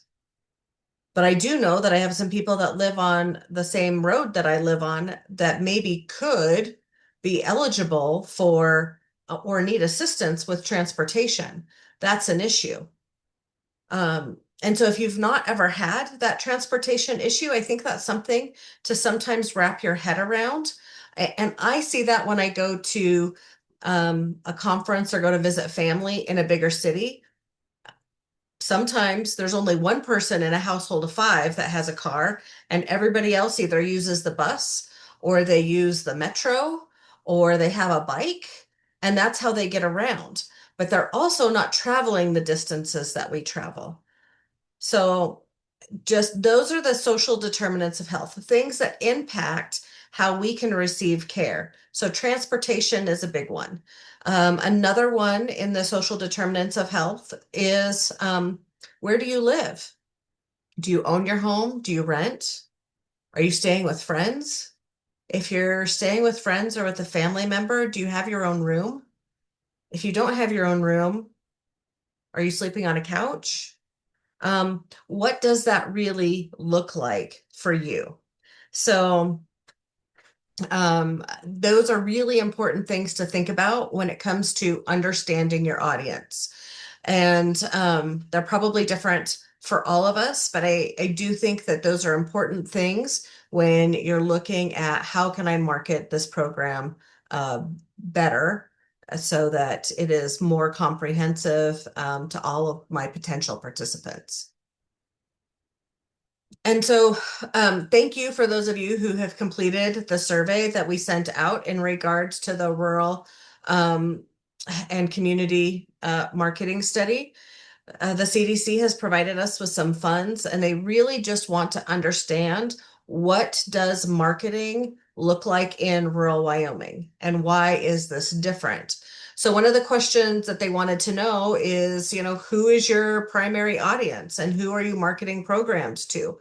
And you can see that there's, some check boxes in every single one of these age groups, but it looks like for the majority, we are targeting adults for the programs that we offer. So how we market something to somebody who's middle-aged, 45 to 64, is going to be very different than how we market that to an adolescent, 12 to 17. What I find interesting is that there's a spike at children under 11 had more of a response than adolescents.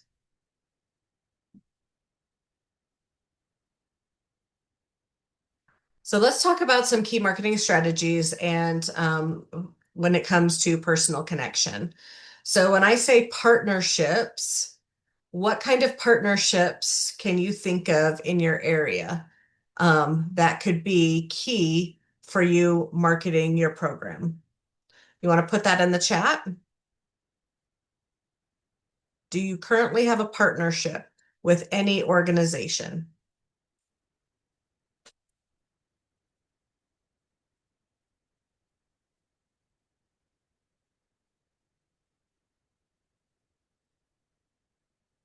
While we're waiting for answers to come in, let's also talk about local media. I think of local media as a personal connection just because there's more opportunity to be face-to-face with people. I know one of our local radio stations allows for us to provide information on programs and education that we offer, and all of the advertising that they do for that is absolutely free on the radio station. Why is the radio station more of a personal connection? Because I'm actually actively picking it. It's not just mindlessly coming to me. I'm either having to pick that at home if I still have a radio at home, but more often than not, I'm listening to the radio in my car. And so I'm having to actively put on what channel I want to listen to. So that's why we talk about that being a personal connection. And with the radio too, there's also an opportunity to sit in on a radio show with the local host. I've done this several times for various projects. And in those little 1 minute sound bites that they give in between playing the music of the day or those things, I'm getting the opportunity to talk about the programs that we have. And then there's grassroots efforts. Do you have a friend or a coworker or somebody that you know that's a trusted partner that you can say buddy up with to help you spread the word about your program? Between a grassroots effort and word of mouth, that's really important.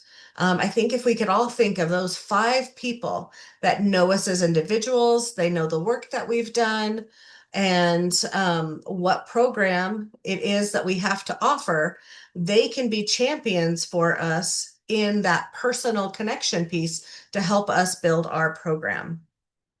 But that word of mouth can happen at various places. It doesn't happen at the grocery store. Could it happen at church? Or even some word of mouth could be, have you received a review on your Google listing? Very important word of mouth things that can happen.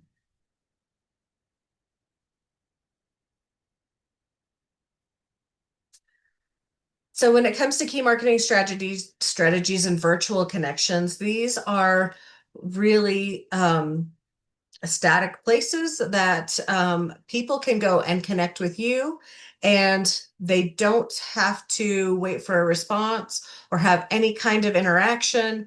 They can just connect, review your information, and make a decision. So it's really important that the information that you share says exactly what you want it to. So your website, very static. It can be interactive. It could have things for people to click on to take them through an algorithm of other places to visit. But you need to make sure that your business is seen as a real business, that it's more than just one page of a landing page. What information is on there? Does everybody have a website?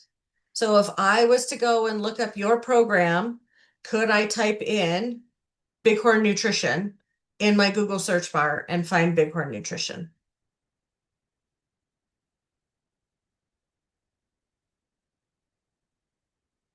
The answer is yes. Tanika has a real website, but does everybody? So these are things, no, Tanika says the traffic on her website is practically zero. I will say, I monitor several websites for a couple of different businesses, and the traffic on certain websites is different than others. I think it depends on the type of information that you have there. So I could show you statistics right now that for those of you who don't know, I also run Sweetwater Speedway in Rock Springs. I get a lot of traffic on that website. I get probably 20 phone calls a month that happen from that website. I get about 10 emails a month that happen from that website. People also purchase tickets from that website, but they're going there for a very specific reason. On the other side of that, the Wyoming Center on Aging has a website. And while I don't monitor or maintain some of that website, that's done by Jenny in our office. She does an amazing job. I do get information on the data of the traffic that comes from that website. That traffic is very different, but we still do have people at least once a month they call us from the website or they call us from our Google listing.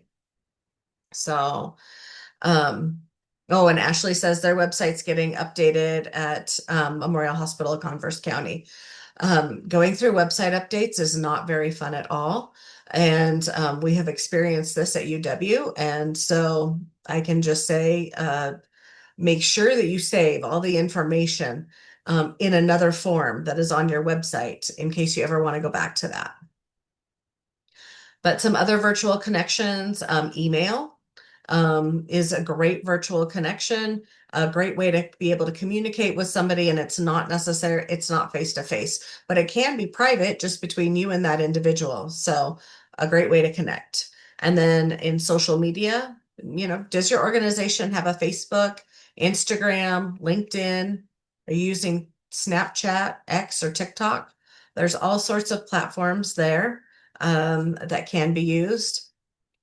And then another virtual connection, and we kind of talked about this a little bit earlier, do you have formalized meetings or education opportunities? Are you offering things through your website for webinars?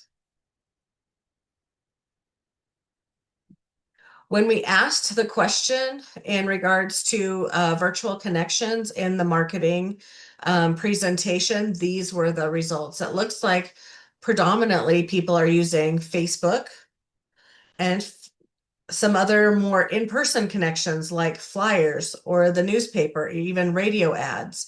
So less of you are using Instagram. I find that interesting because if you utilize Facebook, you have the ability to link your Facebook and your Instagram account. So if you're posting from Instagram, it'll automatically post on Facebook. If you're posting from Facebook, it'll also automatically post on Instagram. So definitely something to think about there. And then when we asked you to rank the platforms that you have found to be most effective for advertising, Facebook came up as the number one, newspaper was number two, and then between flyers and Instagram, even though you maybe aren't utilizing it as much, somebody is evidently having some success with that. So that's great to see. Is anybody surprised by any of these results?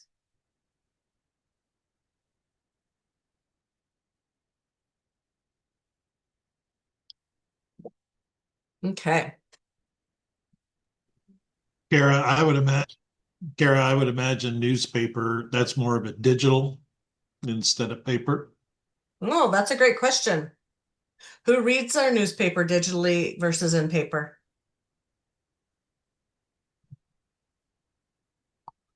Can we throw it in the chat if you're doing it digital versus an actual hard copy? Okay, Troy says their community is very much paper. So is Jay Kinnikin. Okay. Hard copy for Rita and Lovell also. Okay.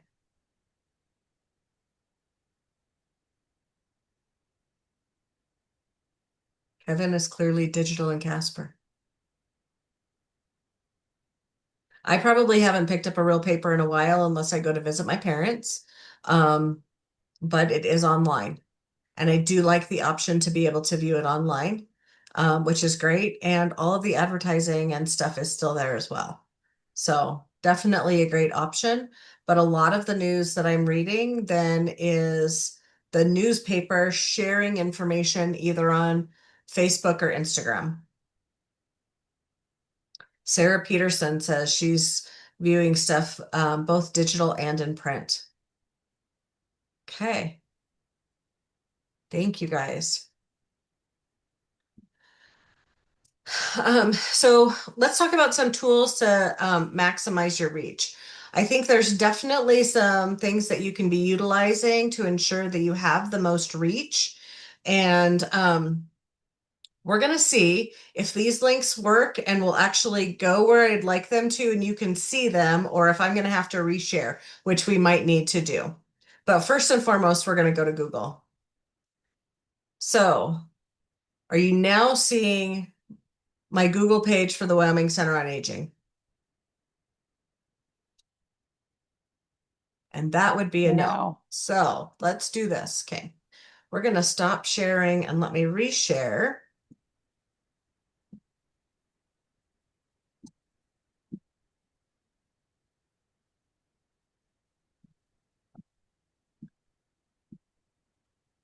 Okay, so what I did here when I shared this link specifically in the presentation, first and foremost, clearly I spelled Wyoming incorrectly. Who always types something wrong? I have one hand that types faster than the other. But this is what it is pulling up for me. So my question for you would be is, if you have a business, and maybe it's not you, maybe you're part of an organization, has your organization claimed their Google listing? Do you even know what I'm talking about?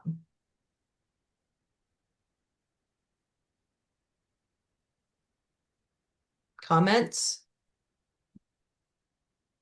So there is a way for you to claim your Google listing and then also your Bing listing if you are utilizing Microsoft instead of Chrome.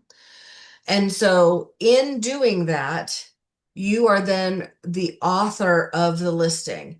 If that has not been done, Google is scrubbing information from websites that may or may not be active, or from community sources, Facebook pages, all sorts of stuff.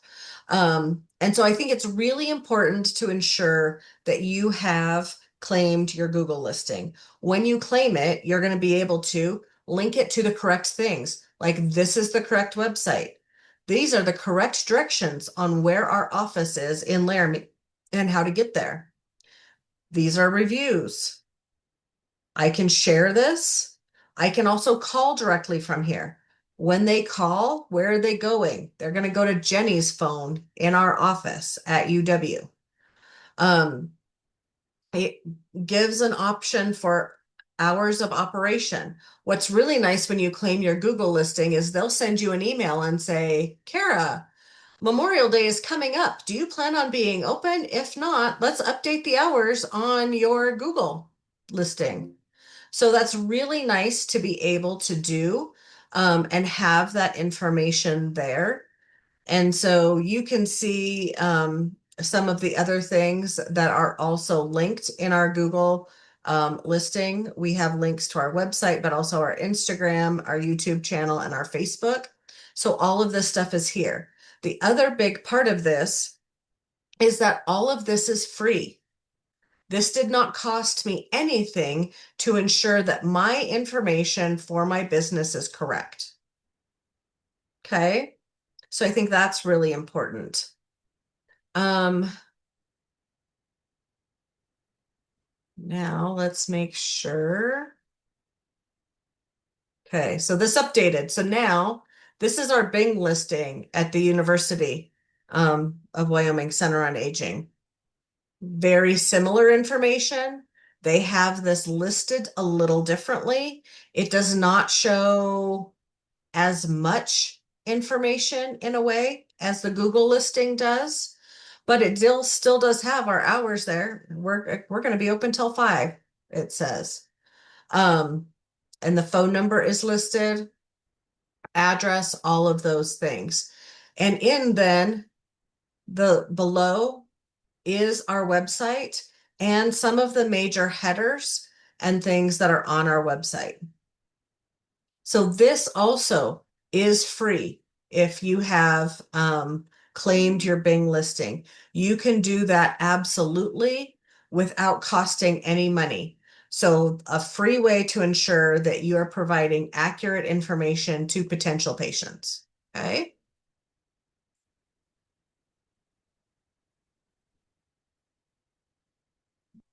And let's see. The next thing I want to share with you, we'll just wait for a second for this to come up. So this is actually the Meta Business Suite for the Wyoming Center on Aging for our Facebook page. So what I'd love for you to put in the chat is, if you have a Facebook page for your business, are you using it from the actual front page, like your profile page, or are you using Meta Business Suite?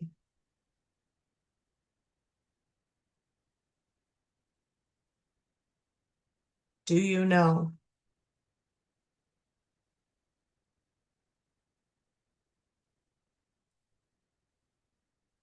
Okay. Tanika says she wishes she understood the meta stuff better. Well, I'm going to show you some meta stuff. And I will tell you. So I take care of, for the most part, the Facebook pages. Oh, and see, now my Zoom is recognizing that I raised my hand, but I really didn't. So maybe Kevin, you can take my hand down. But I use this for that, but I also use this for the Speedway. So I'm just going to give this to you as an example. I do not do anything necessarily different. I don't try to incorporate any other advertisement from any group with any of the Speedway stuff. But because we get enough hits, likes, shares, and all those other things, Meta sends me about $40 a month for doing nothing but actually running that page and sharing stuff that I would automatically already share. We're not there necessarily with the university's page, but there are ways to monetize this. So that is an option. I haven't figured out all of those things yet, but that does happen. So this is the homepage for the Meta Business Suite. And you can see, this is our cover page. This shows that both of our accounts are linked, and it shows you generically, what the connection is for Instagram. We're at Waikoa. It's done a little bit different from Facebook. From here, we can edit pages and go into settings. It tells us how many Facebook followers we have, how many Instagram followers we have. And then if, depending on what day it is, or if there's a holiday coming up, which Columbus Day is Monday, I can just go in and make a post for Columbus Day. It will actually remind you of some of these things. There's easy buttons to create reels and do all of those things there. And you can do this from your home page. When it goes to notifications, it will actually tell you who has commented on things, and you can see that over here on the left-hand side. It also gives you suggestions. So we had 6 people reacted to posts that are not following our page. So I can easily go and press, let's send 6 invites. Done. That took me all of 2 seconds. There is an ads manager here. And I would say an easy way to do ads would be to do them in Facebook for a very small dollar amount. You can also do that from the planner. And so I will say that I do like this as one of the best features. And I really need to go in and plan some things out. But as you can see on this screen, some of the cool things that happens are it tells us that this week Facebook followers are most active at 7 p.m. So I could schedule a post for 7 p.m. today, which could still happen, right? Or it's 12 o'clock tomorrow. Has anybody used the scheduling feature?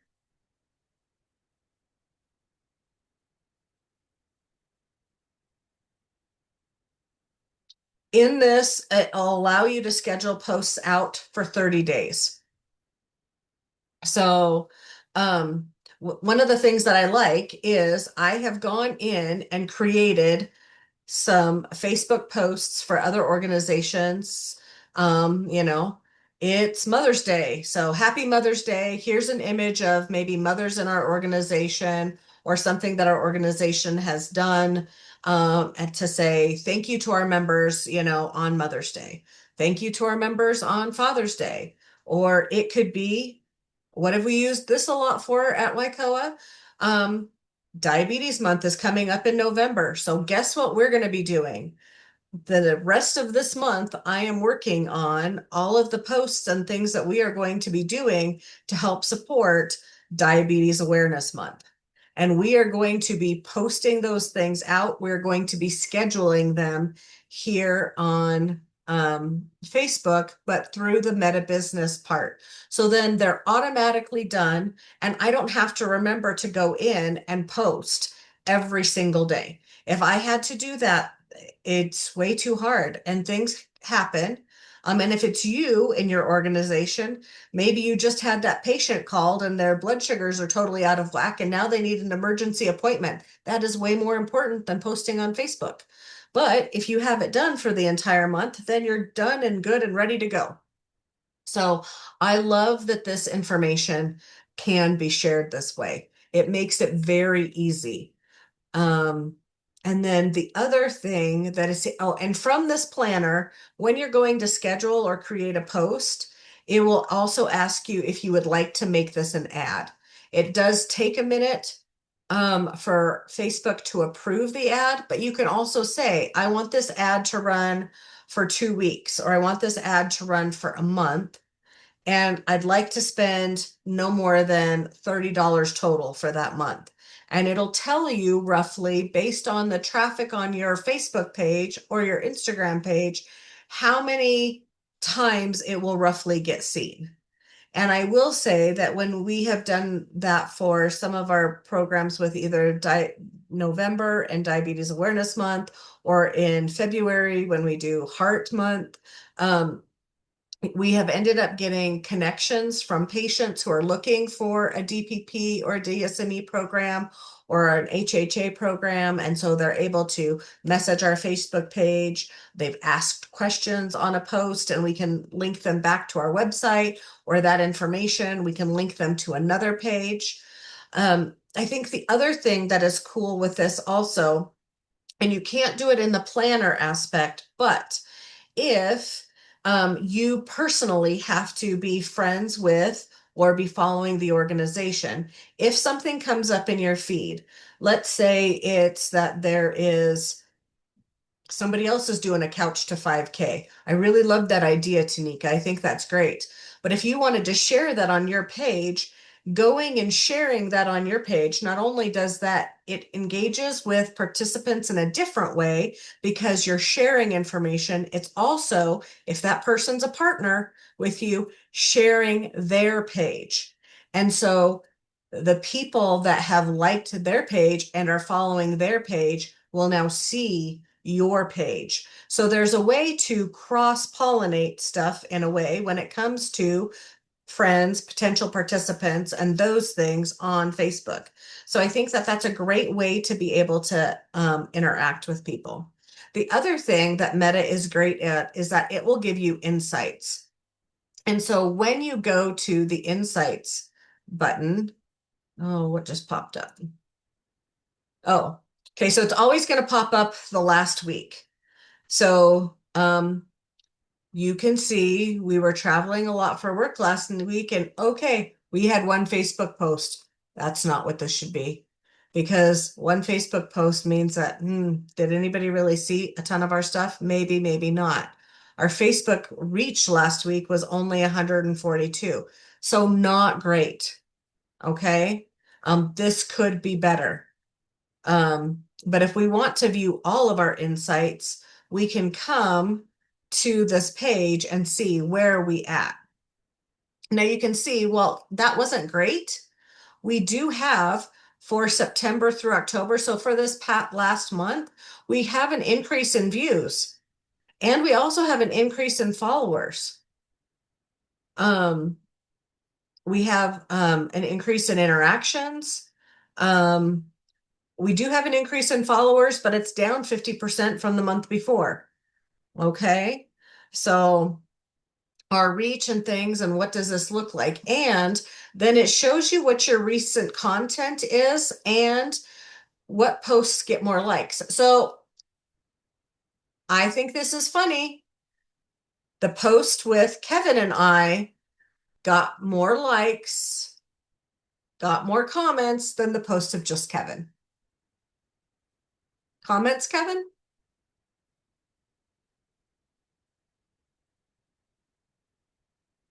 Okay. I thought it was funny. No. Ha ha ha. Yeah. But here's the thing. What does this tell us?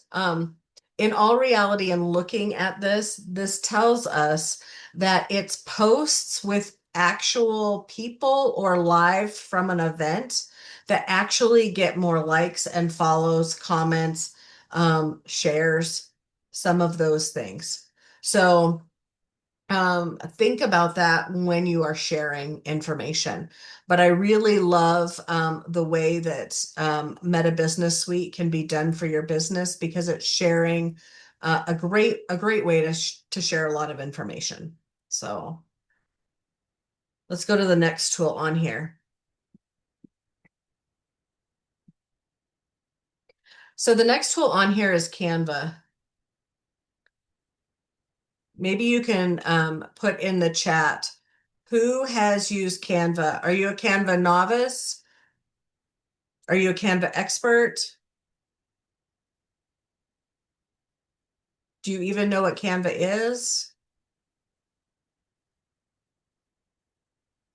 Tanika's a Canva newbie, but it's fun. Lori Ellis has not used this. Okay. Ashley's a novice, but she has used it. Okay, so Rita's used it for her diabetes support flyers. Kim Hoyt uses it all the time. Yes. Kristen Rogers, so much on Canva. Okay, so are you taking notes of the people who have used this for their program? Because they're coming through the chat. Here's the thing. So if you are a marketing expert, those individuals will tell you, well, Canva's not really marketing software because they're using something way more expensive. But what I would tell you is Canva is an amazing alternative that is reasonably priced, that even you can teach yourself how to do this. So, this is my Canva account. This is my personal account. So I use this for a multitude of things. I believe a professional account costs me $119 a year. Okay. So roughly 10 bucks a month. For $10 a month, it is totally worth it because it has a whole repository of images, a whole repository of graphics. I don't necessarily have to go out and find it. You can have a Canva account and try it for free. And there are a lot of images and different things in there. But if you go to use a Canva image and it's a pro image, it has a little crown in the corner. And that means that when you go to share that image, it's going to come up with, you know, some marking over the top of it to show it's not the real, that's watermarked. You don't want that. Okay.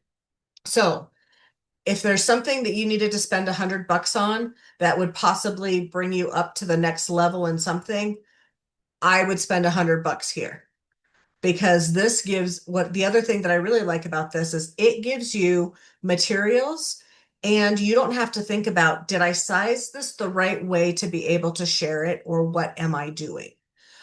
So I love that part of that. Oh, Tanika says, I found it worth to pay for it. So I didn't have to spend so much time searching for free options. Absolutely, 100%. I think that is probably the easiest thing. You guys are all worth $100. But free is a great start to see if you like to use it.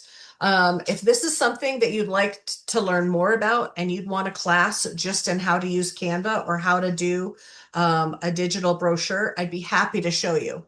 But this is my home screen. What's cool about Canva is they have this templates button. So under templates, it gives you pre-done materials that are already there. So, and the more you do things, the more it kind of gives you suggestions based on some of the stuff that you've already done. But this presentation that I did, that was actually created from here, and I downloaded it as a Microsoft PowerPoint. Social media, all of the things in this social media, all of the weird sizes, like it's sized for a Facebook post, or it's the Facebook header, or it's the event header, or it's an event post, or it's a logo. All of the things are in there for Facebook. They're in there for Instagram. Let's actually click on it and we'll show you. It's in there for LinkedIn, because if you have a page for LinkedIn, you've noticed it has this really, really thin, long, skinny banner for the header. Like there is nothing else in the world, I think, that is sized that way. But if you don't size it right, it ends up looking really crazy. So the fact that they have all of this in there is amazing. And then here's some popular templates. So if you have a yard sale coming up and you'd like to be able to use this graphic, there you go. Or you're doing some data analyst services. Do you want to spotlight your employees? That's a great way to talk about your program, and you already have all of that information. Share a picture of them. Say who they are.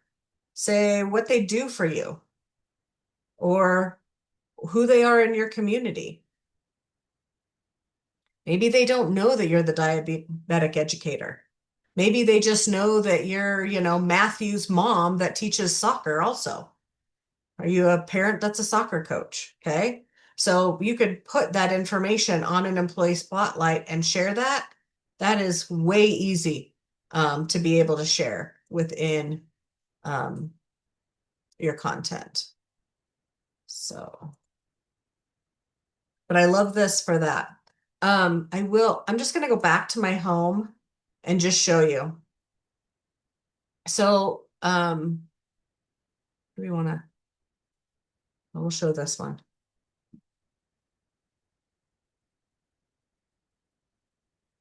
So this is some stuff that we're working on right now for the Eastern Shoshone tribal health. And so is this a way that we can share information about their diabetes program? And you can see, it has some spots that I still need filled in. This is not their phone number. This is not their website. We're going to be working on that. So from this, though, you could easily add a page and it's going to be blank, or we could duplicate this page. And then maybe we don't like this picture. So I'm going to delete that, but I'm going to come over to my elements. And so somebody throw in the chat the idea of a picture. What do we want to show there?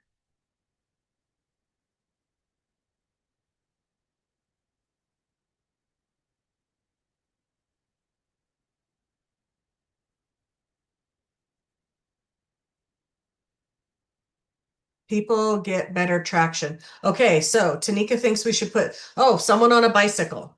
Okay, so let's say person on bicycle.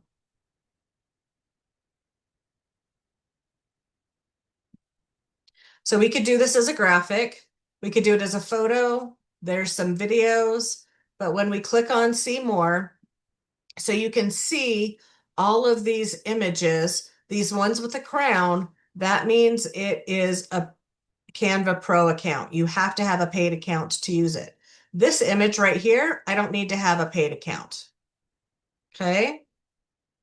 But Do we want an adult on a bicycle? Do we want a group of kids? Oh, let's do a family. So I just clicked on that button. It automatically threw it on this page. Is that where we want it? No. We want to throw it here in this circle. So I just hovered over that. Voila, done. But guess what? We just cut off dad and half that kid. So if I double click on that, it opens up that image and all I have to do is drag it over. Now the family of four is fixed. Okay.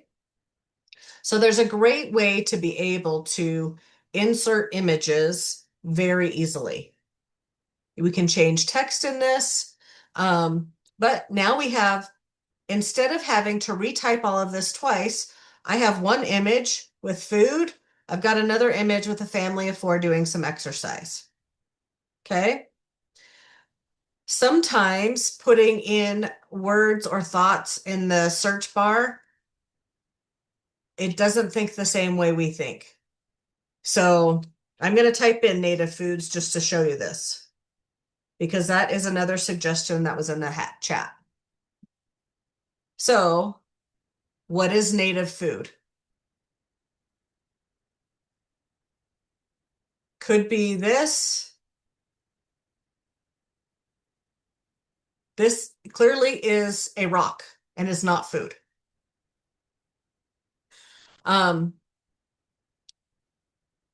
so sometimes it's just going to come up because whatever words, when you're saving a picture, anything that you save that under is going to come up. So there's definitely some ways to do this to make sure that you're getting better search results. So there's definitely some options there. Is there anything else that you'd like to see in Canva?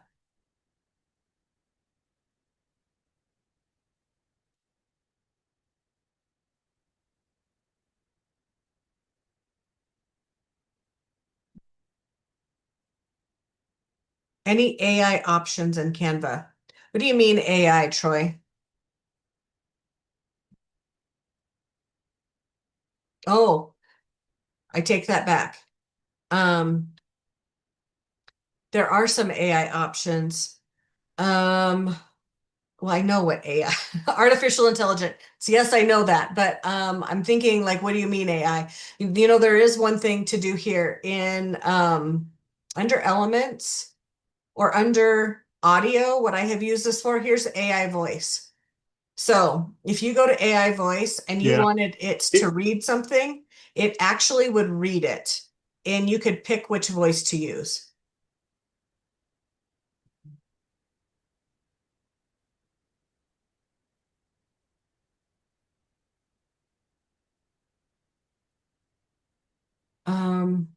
But I guess, you know what, that's the only AI part that I've used for this. I have not told it to make me anything.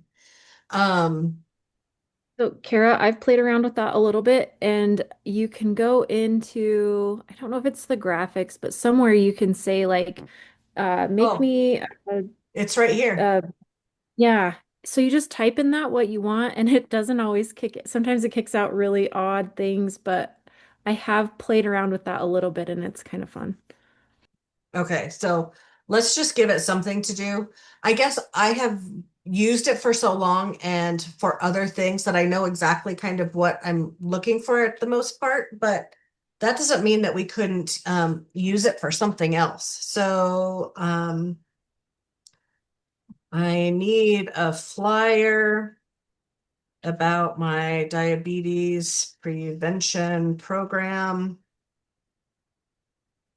that includes all ages of people and ethnicities.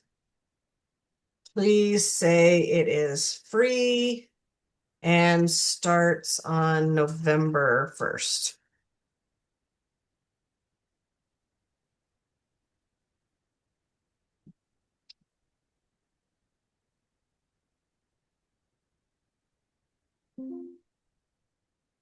So it's thinking. I will say, whether you use GPT or whether you use the option in Chrome, you need to be really specific about the prompts that you give it.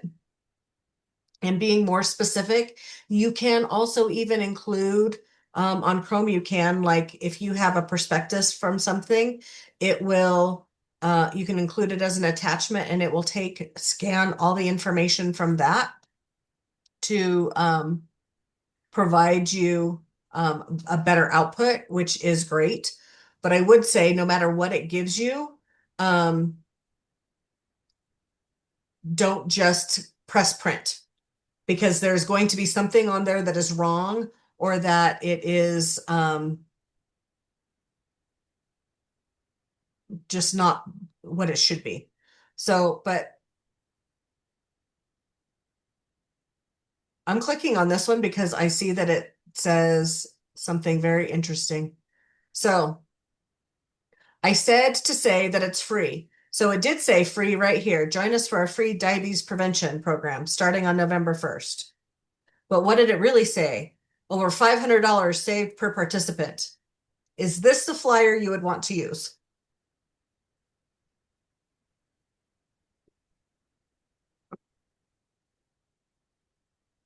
No. Right? Because then people are going to come to us and say, where's my $500 that I've saved? But yeah, Kim's right. You can edit this. So because there's a blue box around here, oh, so I'm going to have to take this into editor to do it.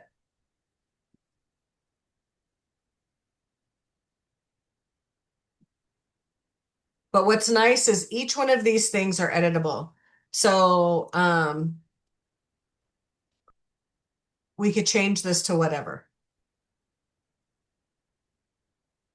So in all reality, this makes it very easy. The other thing that is kind of nice with Canva is that you can put some brand templates in here. So I have one for the Wyoming Nurses Association that has our logos. It also has the colors that are all approved. I also have this for the Wyoming Center on Aging. So all of that information is in there. It has our logo. These are approved colors because when you go and click on colors, we know not everything is gold and stuff. So anyways, just a great helpful tool there. And then the last thing I want to show you is this QR monkey. So if you have any information that, well, you could make a QR monkey for a lot of things. You could make it for an email address. It could be a link from a website. It could be all sorts of things. But if we were going to go to, where am I going to go?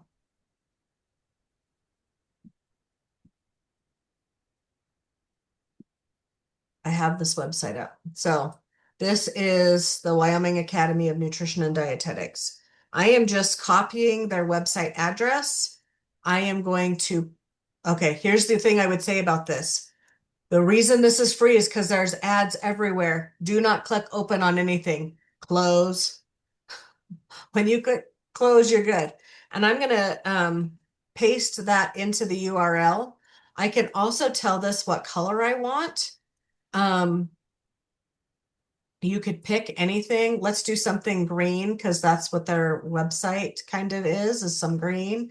We could also tell it what design we want. We could make it all sorts of weird, funky stuff. We could throw a logo in there. So if we had a logo, we could easily put that in there. They have some logos already there. So if we want to make this a QR code for a Zoom meeting, we could throw the Zoom logo in the middle. We could frame it out. What do we want this to say?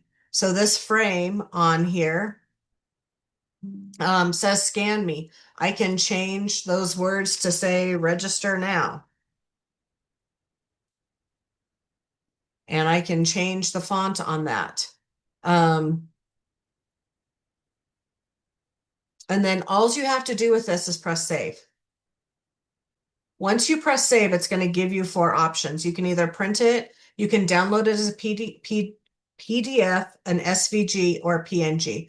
More likely than not, you're going to always want to download this as a PNG.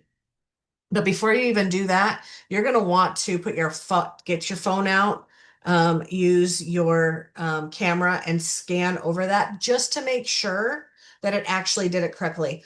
I have not once ever had it screw up, but that doesn't mean that there's not going to be a first time. So once you do that, and tell it that you want this as a PNG, it's going to just automatically come up in my downloads.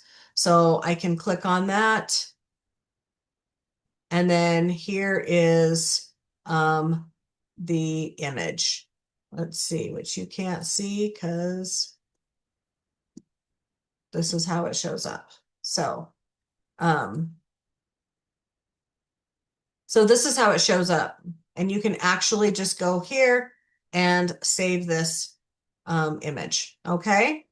So I do think that in the digital age that we've gotten to, on every single flyer that you do, in every single newspaper ad, I even do this on a lot of our stuff that is on Facebook and Instagram, on our social media, that we have put QR codes in there so that if you're on your computer at home, but a QR code comes up, you can scan that on your phone.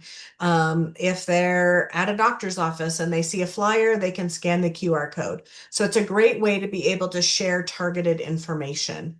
And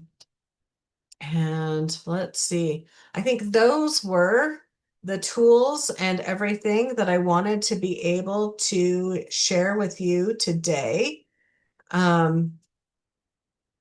And if there's any other questions, I'd be happy to answer them. If there's a tool that you'd like more information on, please let me know. I'd be happy to just go over with that with you guys one-on-one.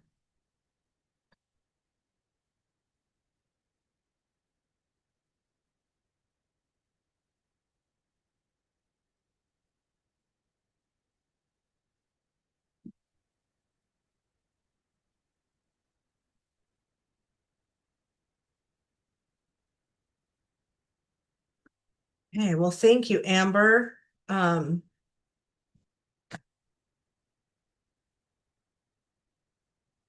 think the biggest thing too is one of the things that can be cool in Canva, if you have a pro paid account, if I have created something that you want for your organization and you also have a Canva paid account, I can send it to you as a file. So then you wouldn't have to recreate it. If you wanted to be able to edit it or update it, you could do that, which I think is a really cool feature. And the other thing, but also if we've ever created anything for you at the university and you would like us to update it, say your logo gets updated because your hospital or your organization updated their logo, please send that to us. It's really easy for us to update that information and get that sent to you. So please feel free to always reach out about that, and we'll get that taken care of. Okay. So thank you guys so much for today. I really appreciate it.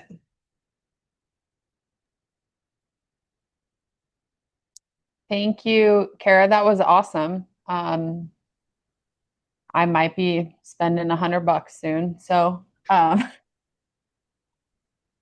makes it easier. I've used the free one too, like Tanika was saying, and it takes a while. It does, but I do think the $100 is worth it because it has so many options for images and stuff. And you can also upload your own images. So one of the things that I do for the Speedway is we do a countdown every year, 100 days till we race. And so if there's a driver whose car number is 100, I download his photo and then use his picture in that, because we all know that we get more traction when we share the people that we work with or do things with and stuff. And so that is definitely a great feature to have in there, that you can use your own information. That's fantastic. Well, as the chair for the coordinating body of the Association of Diabetes Care and Education Specialists, We want to thank everybody for coming to the conference today. Especially we want to thank Waikoa because we could not have done this without their help. And so I know Troy and I are very thankful for their help and their desire to help us diabetes educators and just people of Wyoming help get people with diabetes the education that they need. So thank you very much to all of them. A few things for housekeeping. One is it wasn't super officially stated, but we are going to try to have another conference again, and we are hitting for April generally because it does work so well for a lot of people. And so we are still kind of looking for contracts and bids where we're going to be at. And so please keep an eye out on your email for that kind of information regarding a conference in April that is ADCES and Waikoa co-led, I'm sure. So that's what we're going to be doing. And then second, I might kick it to Troy to be more specific, but we are going to give you the eval code. And so please remember that you have to complete your evaluations in 14 days. If you want to be awesome, just do it right now because then it's done. So if Troy wants to give any more information about that, I will welcome that. Yes, that email with the link to the survey will be going out later this afternoon. Let me see if I can actually find just the link to it, and I can post that in the chat real quick as well for anyone that would like to. Let me just put this in the chat here. In the chat now is the link to the survey. You have 14 days to complete that. And then after completing that, in the email that goes out later today, will also be the instructions for how to retrieve your CEUs online from the ADCES website. It may take them a few days to show up. So if you don't see those CEUs posted within a few days after your survey has been completed, feel free to reach out to me and I can help facilitate getting those CEUs to you if there are any issues. If you want to have any specific type of education covered at the conference in April, please consider emailing anybody that has talked today. Maybe not Dr. Repas, but anybody else. And we will add that to potential topics. I know we've asked that in some of our surveys before, but we always like to know what people want to say or want information on. The recording, it is recorded. The video is recorded. And so I don't know how we're going to present that. Kara, maybe. Well, after we are done with today's presentations, we will be stopping the recording. We're going to be downloading this and then uploading it to our YouTube channel. I'm going to have to do some editing and take out those 10-minute breaks in between. So it will probably not be until later next week, just because of the size of the file for that to be able to download. But if you registered online with ADCES for this presentation, we will be sending you a link to that presentation, and you're eligible to get those education credits. If you did not register, you're going to be able to watch this, but there are no education credits with that. Perfect. Any last information or requests, or anybody from Waikoa want to say anything else? Thank you all so much. Thank you guys so much. This was great. We had a great time, and we look forward to seeing you in person when we can chit chat even more about our Canva things we've learned in the last few months. Absolutely. All right. Thank you, everybody.